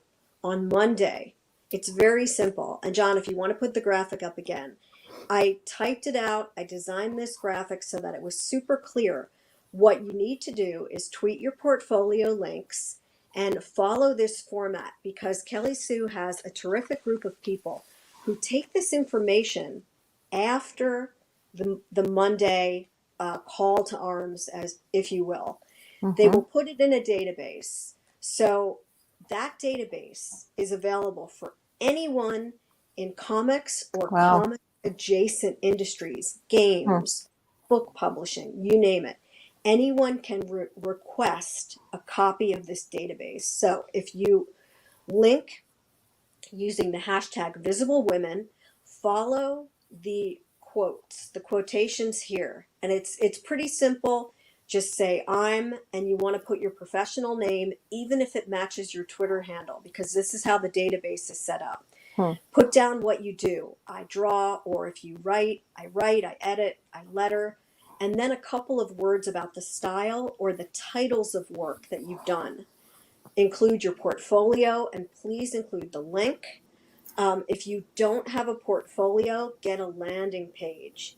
Get a place to showcase at least a handful of your work. And then also say what else you do. I also color, letter, edit, write. That's me. And believe me, I chuckled when Diana was talking about how she translates and edits. I don't recommend writing and editing, designing and assembling your own books, but I do it anyway. So whatever you do, put it in there. Hashtag visible women.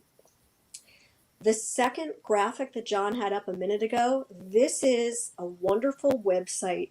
There's not much on it right now, but that is going to change Hmm. in the months to come.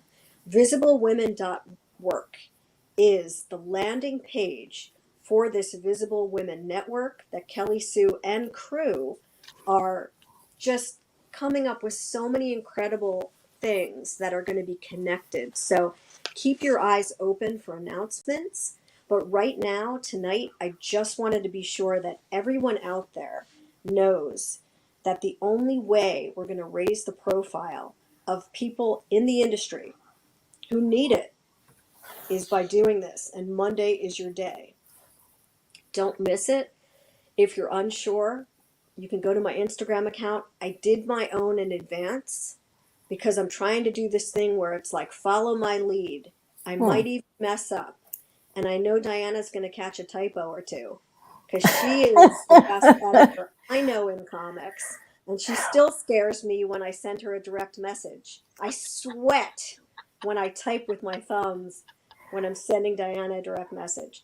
But please, what I always say to people is don't be afraid if you have a story to tell, even if it's rejected by someone like me or another publisher. So what? Do it anyway. Start small. Do it as a short story. Do it as a zine. Crowdfund it because you can. Hit up your rich uncle. Hit up your sister, your brother, your friends. Just do it anyway because the best way to break into comics is to make comics, even if Mhm. they suck. So what? Getting them finished is better than perfect.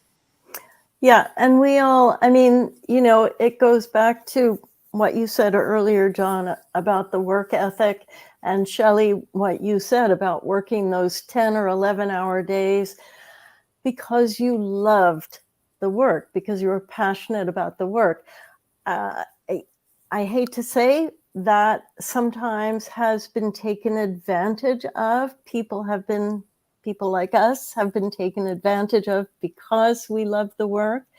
But I think if you're actually going to make it in anything, you have to be passionate, you have to be devoted, you have to be determined and willing to do the job. And those are the people who, and if you're female, times two. Times Harder. 3, Yeah. exactly. Yeah. And I have to say I was on a panel with Kelly Sue a number of years ago, and I love what she said at this panel. Someone had at the end of the panel, they during the questions they said, "What's your best advice for making comics?" And she said, "It's very simple. Show up and do the work." And it is. There are a lot of people who talk about making comics, and there are a lot of people who talk about being in the industry, and they're all talk. What I want to see are people that deliver on their promises and that are really inspired by the medium, because that's why I'm still here. I believe in the art form, and I'm determined to make the comics landscape a better place before I'm ready to step aside and retire and just, chill and, make more comics of my own for my own amusement. Yeah, you will never retire, Shelly. None of us ever retire. We Yes, love it. We love it too much. I I'm guess with so. you, both And on that. Yeah. and that's the great thing about comics. You don't need 1,000 assistants. You don't need to invest in a fortune's worth of materials. A pencil and a piece of paper, and you're off and running. It's so true. And I like to also say that the thing that I love about making comics now, and I do think it's the most exciting time to be in comics. And I'm not just saying that because it's John's show and I want John to get some great like pull quotes from me. But think about it. If you work for a big company right now, you have got these publishers who were not doing a lot during COVID, and they have such a backlog of material that they still have coming out. I just noticed yesterday someone announcing a new book, and they said, I can't wait till you see my book in 2027. Well, Oh my God. right? You know, what I want to say is this. Now, I tend to work fast and it's what I do. But I put this together last summer. I kickstarted, I gave myself 8 months. Now I have a team. The art on the cover and in most of the stories in here is by a wonderful young cartoonist named Imogen Mangle. But there are many people who contributed to my book. And it was my full-time job for the past 8 months. I took a few freelance gigs on the side, but I was really every day living it. I was writing, designing, assembling, and, doing every part of it. So I didn't pay myself. I was able to get it together. It's going to be in my backers' hands in May. So it's possible to get it done in under a year. However, remember, it's better to give yourself a little bit of wiggle room. Always give yourself an extra 2 or 3 months from when you think you're going to get it in your hands, because supply chain issues, pandemics come up. But what I'm trying to say is this: you can get it done sooner because it's comics. It's not film or TV. Yeah. And the immediacy of comics is what invigorates me. I like to tell stories that have an urgent message. And let's face it, we don't know when we're going to like leave, like I think our mortality is more in question now than ever, not just because some of us are aging, not you, John. You'll never age in my book. Thanks, buddy. But in all seriousness, that's why the time is now. So don't let anyone stop you. But definitely, remember to be kind along the way. Because that's something that is missing in comics. And remembering where you came from.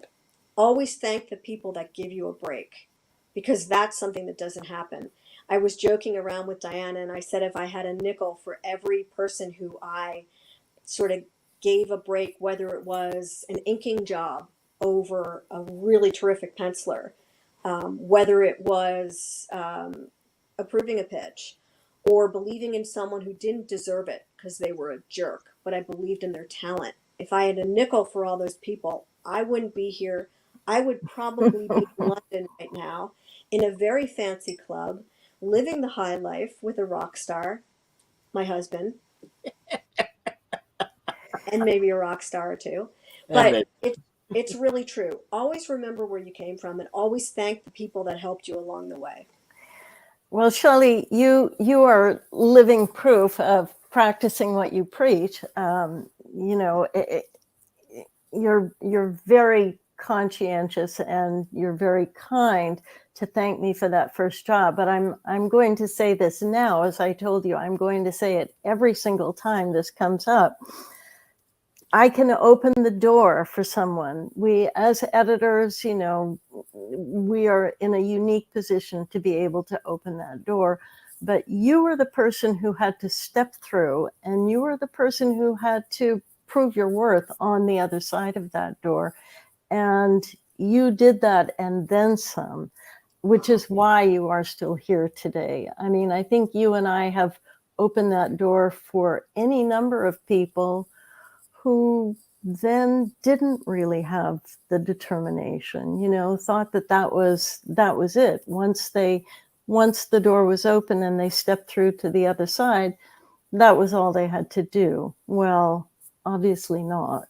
And that's that work ethic that I was talking about earlier, and knowing that, you really have to prove your worth once you make it in the room. Yeah. That you're not showing the door on the opposite side there. Time to go. Yeah.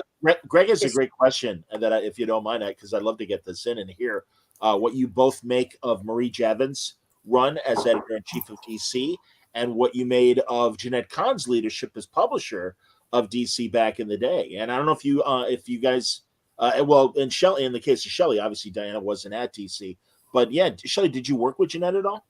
I did. Oh, Jeanette was amazing. She was such a fearless champion for the whole company, frankly. I think the fact that she came in when she did, and sort of, She was very young, was she not? When she she was she hired, was. Yeah, 26, she was 28, in like, something. yeah, Go she ahead. was in her Yeah. late 20s. Mm-hmm. And She made that she I made that feel like magazine that when I was in grade school it was called Swiss. Dynamite, Oh, and then yes, its I remember subsequent her from pizzazz, I think. Dynamite. Yeah, and it yeah. was this Yeah, wonderful Scholastic Book Club publication that was a yeah, great young kids magazine. Mm, It had a little comic book section in it, and I mm-hmm. assume yeah, that's what intrigued DC to go to her. But yeah, Hmm. this was this woman that was yeah. taking over the company at, like you guys said, 26 or 28, and Uh, it's like, I heard stories that, that the men at DC were just horrified that a young woman was going to come in here. And, she did, and she was a breath of fresh air. And what a wonderful person and a powerhouse Yeah. to be able to come in and make so many great changes. She was, I believe, the original British liaison, and I think Hmm. and then later Karen sort of went and to England and met with Alan Moore and Grant Morrison and Peter Milligan and Neil Gaiman, and really brought over that British invasion. I feel Mm-hmm. really lucky that Jeanette and Karen did that, because I like to think that I ignited another British invasion through my books, through Vertigo. Jeanette was 100% the biggest cheerleader for Fables next to me. Hmm. When she read Bill Willingham's pitch for Fables, she came into my office and sat down and just said, "Wow, this is incredible." She had the same ideas that Bill and I had for the series, because we both thought it had legs. We both thought it could go on and on and on for many years, and it did. It became the longest running creator owned series for Vertigo, and maybe probably for DC in general. It was 150 issues, it was 15 years, and it won 14 Eisner Awards. And Jeanette tried to sell it, and did sell it for a time back in the early 2000s for TV and film. Hmm. It went through many incarnations, but never landed. It's a Hmm. shame. Once Upon a Time was a TV series that actually made it on TV. I think it was an ABC show. it But was. I think we all knew that Fables was in the pipeline many years before it. So it was always a bit frustrating for Bill and for all of us, because I really think Bill was one of those people who really so clever and had such a unique twist on the fairy tale concept, because a lot of people probably don't realize it wasn't just fractured fairy tales. There No. were concepts behind Fables that were so clever. I'll share one of them with you, and then I'll let Diana talk. But one of them was that if you were the more popular you were as a fable, the harder it was for you to die, which became Hmm. very clear Hmm. with Snow White. And I'm going to leave it there, because there might be people who Hmm. haven't read Fables. But I don't endorse DC, but I do like to recommend comics that I worked on that I think are books you should read before you're dead, and that's one of them. So Agreed. anyone listening, check out Fables. And also, Shelley, what an incredible editorial accomplishment on your part, too, because I don't think it's any secret to say that we had more than a few troubles with Bill at Kamiko and getting the elementals out. And for you, and you essentially resurrected his career and not just brought him back, but kept him working all those years and making those deadlines. And that really, I mean, that had to have taken a lot of effort on your part. Well, thank you, Diana. And I will say that Bill has said publicly on panels, and he's put it in writing that I single-handedly resurrected his career. And that's the reason why I still have like a lump in my throat and my heart's pounding a little fast. I think it's because Bill and Mark Buckingham met on paper when they both did Merv Pumpkinhead, Agent of Dream. And Neil Gaiman had a little something to do with that. You know, Neil was a fan of Coventry. And so Neil and I put our heads together. We went to Karen and said, hey, Karen, can we get Bill on a few Sandman Presents books? And Karen was dubious, but she said, all right, let's see a pitch. And sure enough, we actually won her over with a few of the Sandman Presents books. But Bill, I think, had such a grand idea with Fables. It had such scope. And I was always a sucker for the story of Rose Red. I loved some of the more obscure fairy tales. So I think we had a similar love for that. But it was Bucky, when he came on board, who also, I think, should get as much credit as Bill. He illustrated most of the issues. Yeah, and of Mike course, is, James Mike, Dean. I'm sorry, please continue. No. No, keep I just, it was Fables was such a unique experience all the way around. In fact, Diana, I don't know if you know, but we had something called Fables Con in 2011. Did you know about that? No. I'll have to share that. You know what, John, you should have a Fables Con reunion on Word my Balloon. God. And I would love Diana should be our special guest, and she should ask us the hard questions. I would love that. She could be a special guest. That's a great idea. Well, you know who to contact, Shell. So I would lean on you to get both Bill and Bucky to come back to that. Maybe even Lila Sturgis to talk about her work on Jack of Fables and everything too. Oh my God, Lila Sturgis was a tremendous talent, and Lila came in through Bill. Bill actually paved the way for a few other very talented writers to become part of the Fables universe. I guess I'll put that in quotes, but the many Tony Akins too, from an art we standpoint. Yeah, Tony Akins too, from an art standpoint and everything. Tony Akins, just always another favorite person, favorite artist I'm not married to. Just the smoothest guy in comics. That guy is like the Cary Grant of comics. I love Tony. Tony's from the south side of Chicago, and I got to know him quite well in the 18 years I've been doing Word Balloon. And that guy is just the definition of that wonderful Cary Grant, Billy D. Williams. Just like, that's the guy who walks in the room like, who's that guy? Oh, he is. He is. He lights up a room, and man, he can draw like nobody's business. And that's the other, by the way he draws. Very distinctive style.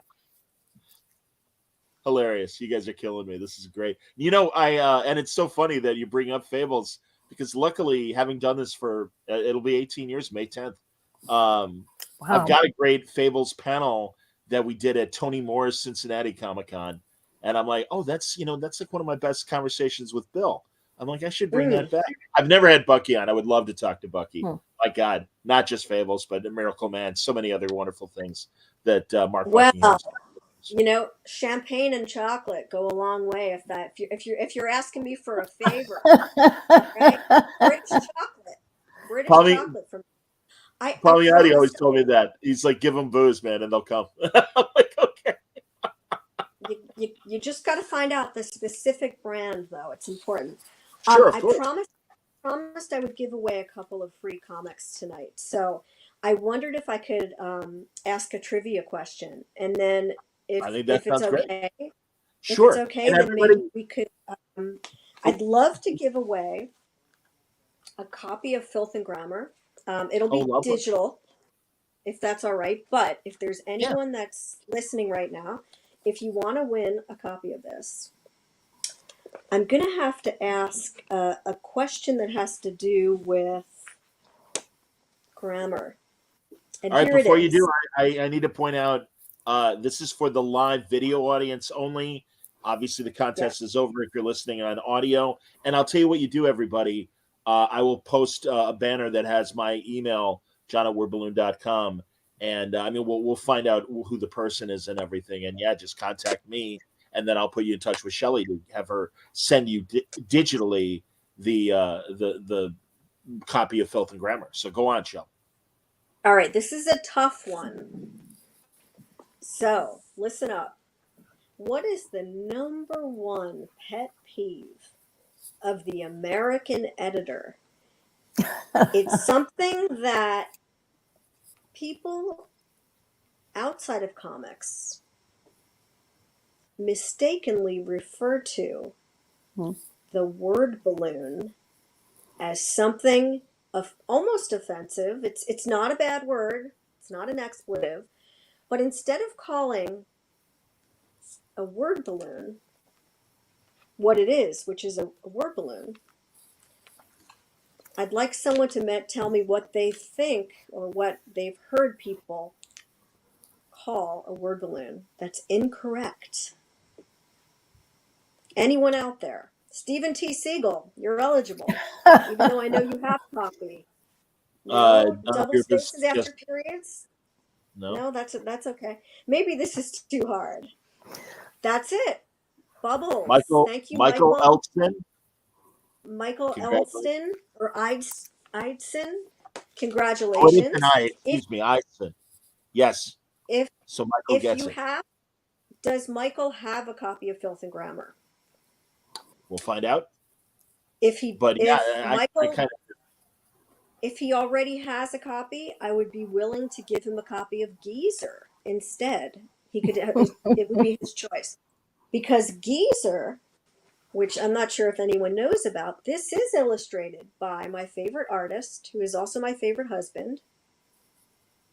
And it's currently Kickstarting right now. Your second issue is on Kickstarter. Philip Bond, written by William Potter, who is also my editor on Filth and Grammar, because even the editor needs an editor. I should say especially this editor needs an editor. So you can tell Michael he has his choice. Filth and Grammar digital or Geezer digital. He said he doesn't have Filth and Grammar, so he would love a digital copy. And man. So Michael, you can email me, john@wordballoon.com, and I will forward the email to Shelly, and Shelly will send you the digital copy. I will happily send it to you. Diana was chuckling because she I think she knew this was coming for that trick question, but it's something both Diana and Karen made sure that it was very clear to me as a young assistant editor that these are not speech balloons. These are not bubbles. They are word balloons. They're not dialogue bubbles either, right? Diana? Yeah. It really, Shelly, you're right. It is a pet peeve among professionals, particularly among letterers. You will often find discussions online about sort of civilian use of the term speech bubble. However, even though for 20 years of teaching, I have insisted that my students speak correctly, and I will just show you this concise dictionary of comics by Dr. Nancy Pedri, who has put together pages worth of terminology that we use as professionals in the hope of bringing the scholars and professionals and the wide readership together as one to speak the same language. And word balloon, of course, is in there. However, I think this is a battle that we might be losing, Shelly, and the reason is that Apple calls word balloons speech bubbles. It's embedded in the software, and I think that no, we must change that.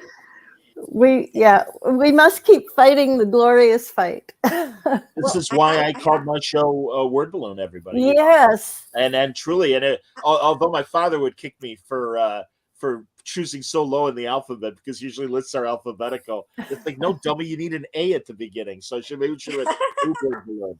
I don't know, but yeah, Well, no, and truly, I was inspired not only by obviously the correct use of the phrase, but also Ken Nordine and word jazz.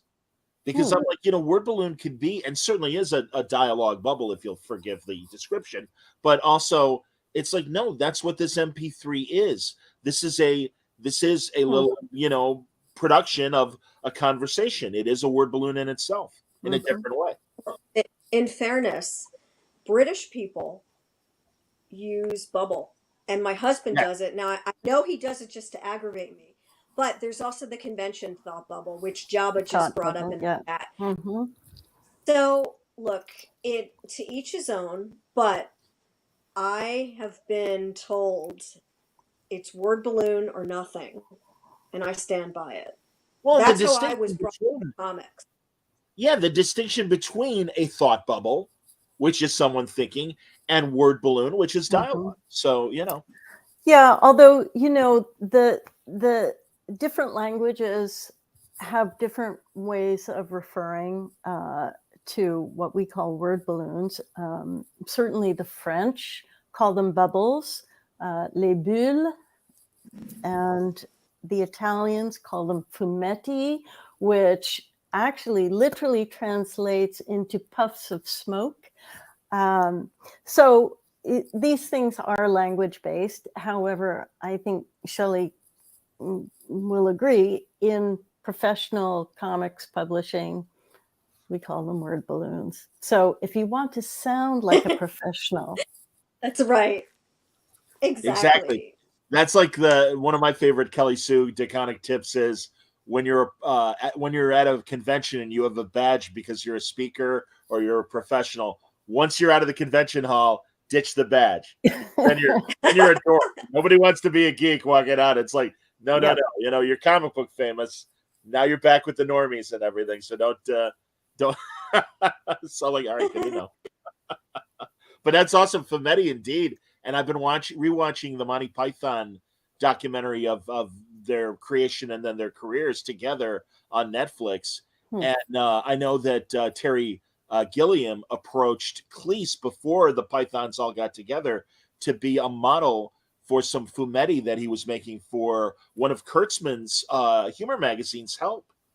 And he just liked the Hmm. look of John Cleese's face and is like, you got to help me with this. And I know I blew wrestler Christopher Daniels' mind because our friends Art and Franco did a combination of fumetti, which is photographs with word balloons and thought Hmm. bubbles and the like, with comics as well. And I was explaining to Chris that your part of the comic book is fumetti. And he had never heard the phrase. I'm like, no, that's Huh. the Italians came up with fumetti. And it's so, and I always love seeing like in old National Lampoon magazines, the fumetti they did for a lot of their humor in their book.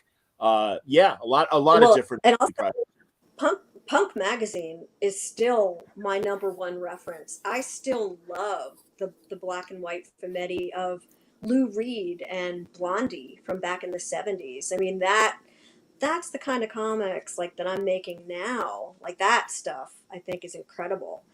Diana, were you ever interested in that type of comic? Have you Uh, seen them? yeah, photo comics. Yeah, Yeah, not no, because one of the great attractions for me about comics is the drawn figure.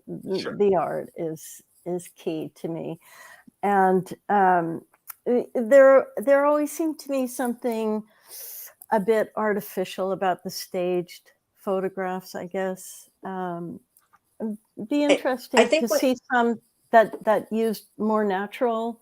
I mean, took photographs at random, I suppose, instead of staging them. And I've only ever seen them staged for. I think that the interesting ones I find are the ones that actually incorporate drawings as well. Oh, And I'll have to share some with you because they're yeah. really incredible. And to think they were done in the late 70s. I wasn't sure if they were part of your early reading material with comics. At that stage, I wasn't I wasn't reading anything back in the late 70s, so I was curious if they were part of your library of books, but it sounds like they weren't. No, not really. But I mean, I was reading everything. I guess, you know, comics were exploring all manner of new ways to tell stories in those years, and so whatever was being published was fair game, I guess, to be read. But my heart is always with hand drawn artwork.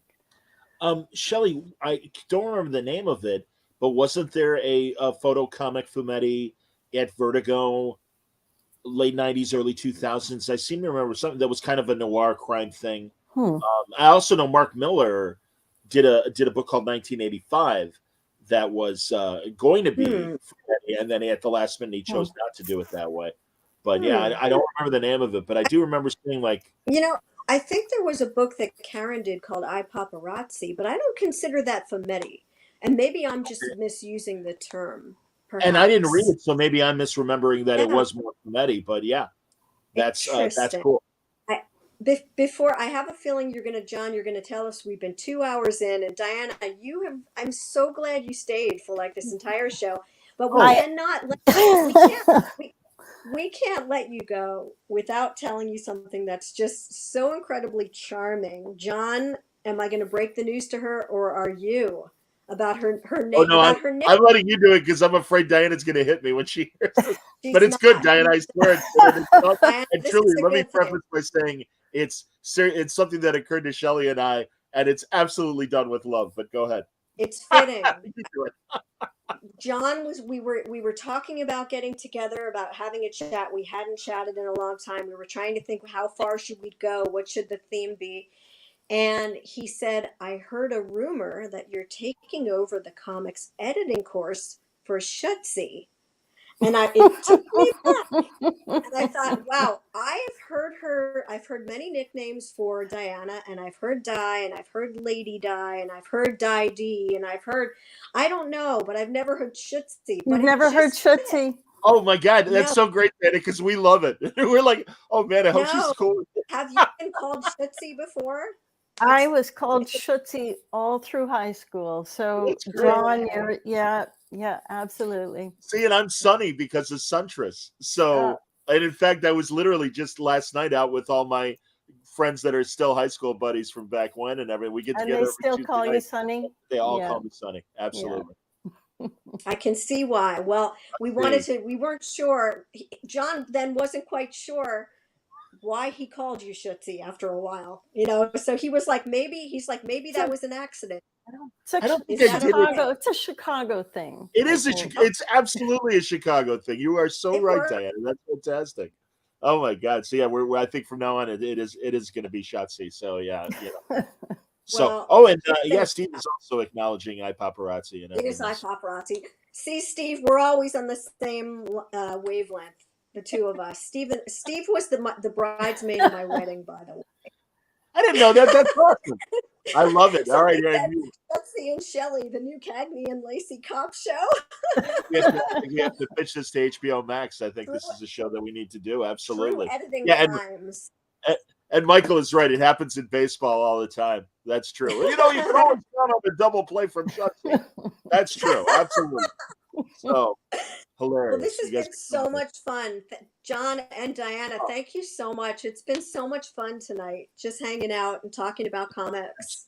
Absolutely. And truly, as always, both of you, whenever you both come on, it always exceeds expectations. And it means a lot that you guys come back. It really does.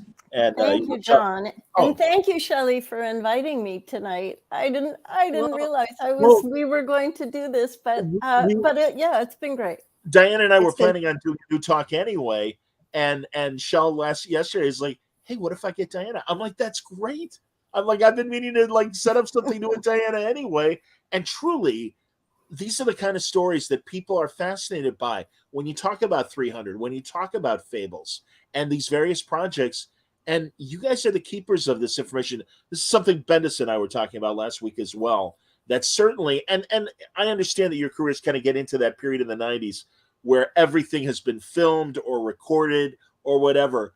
But really, I would say it's been the last 20 plus years where everything is well documented, and there are still these untold tales. And truly, that's why I started Word Balloon, being inspired by the Comics Journal and David Anthony Kraft's Comics Interview and Amazing Heroes and all these great magazines that would really get inside creators' heads. And what are you thinking about right now? And I'm pleased to say, after 18 years, I got a nice little database of wonderful conversations. Yeah, I'm sure you do. And you know, John, you're going to have to talk to Shelly again after her spring term teaching, because she's going to have a million more new stories to tell you about that. You know, when your first class, there is always something very special about that, and something very special about the students who are part of that and the entire experience. And I think we'll all be waiting for those stories. Yeah, wow, absolutely. Hey, now I'm really nervous. Oh my God. Well, and I don't know, Shell, if you're going to be part of the conversation or behind the scenes, but for Geezer Volume 2, I'll be talking to Will Potter and Philip Bond in just under 2 weeks. We'll be talking about that. I think I'm going to be the tech director on that podcast. Oh, you're not going to join us, all right? Because truly, I think I'm just going to fix. I'm going to fix all the technical difficulties, but I'll be around. I might be serving champagne and chocolate if they're lucky. Oh, perfect. We'll see. But I kind of like when Shell takes over a discussion, because again, you have that insight that I don't have in terms of the right questions to ask, and that's going to be fun. Geezer, if you people don't know, great exploration of Britpop in the 90s. Obviously, Shell is dyed in the wool fan of that period. Got to know Will at Geezer. I don't know how many of the other band members you've gotten to know, but this is a great exploration from Geezer's point of view of what it was like being part of that Oasis and Superbad and all these other great bands of the 90s, if I remember it correctly. Some of these it's incredible. And Philip, I mean, of course I'm going to say this, but Philip is doing the work of his career. Every time he puts his pencil to the paper or the iPad pen to inking, he is just killing it. It's the story he was born to draw. So yeah, highly recommend it. Check it out if you're interested. Right now, actually, we have a sale. We, believe it or not, Geezer #1, we've got it on our website for $2. It's 40 pages.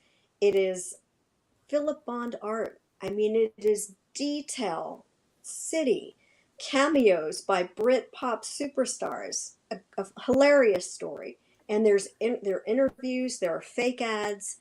It's all for $2, 40 pages. And it's the size of a 7-inch single. It's basically this digital. Right. Shelly, I really, I'm looking at all the work that you have been doing these last few years, and it seems like you're in heaven. You're doing all the projects that you really, really want to do. And it's marvelous that crowdfunding is making this possible for you. I mean, these are opportunities that didn't exist 10 years ago, even, Right. Yes. And that you're able to, just dive into that and take advantage of that and really get these projects out there that are from the heart. I think that's fantastic. Listen, thanks. I have to give props to every single person that supports my work, because I've been crowdfunding since 2016. I've done different projects. I've sometimes worked with other people who have helped curate with me. So every single person who has either given me $1 or who has given me $1,000 for one of my tiers, I'm grateful, because it's how you cultivate an audience. And the best way to do that is to be kind to your customers, deliver on your promises. And when things get messed up, fess up, make up for it, move forward. So I use a lot of maxims in my life, but it's because they're truisms. and you have to live your. If you want to make comics, you're gonna mess up. Just fix it and move forward, and don't learn from it. Yeah, absolutely. It's a learning opportunity. Absolutely. It's not Yeah. losing. Again, this is what Brian and I were talking about last week. Yeah, losing is not a bad thing. It is a learning experience and an opportunity to course correct for the next thing. And you're not done when something doesn't work. No, you never are. This is the kinship, honestly, that I do feel with comic book people in terms of what I'm doing with Word Balloon. And it's the same thing. I, worked 30 years in Chicago radio and got downsized during COVID, and it's okay because now I get to do the projects I've always wanted to do from a podcast standpoint, and with crowdfunding and the appreciation of my League of Word Balloon listeners, as I like to call the patrons, that support me and everything. No, this is and when is your 18th anniversary again, John? May 10th. May Diana, 10th. you were a year one guest in 2005. Wow. You were a year one, and it was great. I'm sorry, again, I don't want to keep you guys, but we were on the phone. We were on the phone. We were absolutely on the phone. I think I was in my pajamas. That's the best way to do it, Diana. So was John. I'm sure John was too. I imagine I probably was, but I was going to say too that if you guys have time for a short story, you were working, or at least I asked about Harlan Ellis's Dream Corridor Volume 2. And you're was right in the throes of it. There you go. And Harlan at the time had a message board, and someone had listened to our talk and said, Harlan, God, Diana Schutz just gave us an update on Dream Corridor Volume 2. What can you tell us? And he's like, what are you talking about? Like, well, Diana was on a podcast. What is a podcast? 2005. She's like, I've never heard of what this is. And they're like, well, it's like kind of an internet radio show, blah, blah, blah. And I'm so, because he just gets more and more angry at trying to what a podcast is. And I'm like, forgive me, Howard. I jump in and I'm like, forgive me, Howard, but nothing pleases me more to know that I've created something that is irritating you. I'm like, I'm such a fan. I said I would love to. I sent him a CD of our Oh, fantastic. I'm like, here, you can listen. I never heard back. It's fine. I don't. That's okay. But it really was so exciting for me that it's like, oh my God, Howard Chaykin is kind of aware of all the bullshit that I'm doing right now. This is great. So there you go. All right, there. That was the panel. That was an early. Yeah, you were right on this early in the game, John. Well, yeah. And we are lucky to have you in comics, by the way. Yes. We adore you. Guys, you know that. I mean, my God. Thank you for all of your support for all of us over the years. Thank you for coming back and talking as much as you both do. And it really means a lot. And the next time Diana and I are together on your show, you have to share your Brian Ferry story for her. I will. We'll save it for next time. That's fine. Okay. That's fine. Right. My encounters in rock music for my 10 years at one of the Chicago rock stations. Yes, Brian Ferry is Shelly's favorite. So there you go. All right, everybody. Well, again, in Visible Women's Day is Monday, and here I'll put the thing back up. # Visible Women. Absolutely. So again, give your description and of what you do, a link to your portfolio as well, and make sure you hashtag it Visible Women. And again, that's happening on Monday, March 27th. It'll happen again in August. But yeah, it's terrific, man. And I'm really glad. Yeah, I'm glad we were able to talk about it and all the great stories that you've both provided. We'll find out about Shelly's writing or editing class very soon. And Diana, again, you're always welcome back. I'll give you a break because I'm sure you're like, all right, let me. Then we'll talk. Absolutely. No, it's been great fun. It means a lot. Thank you. All right, so everybody. much. Thanks to everyone who listened. Yeah, thanks, guys. Thank you, John, Shelly. Thank you, everybody. Take care. Bye, everyone.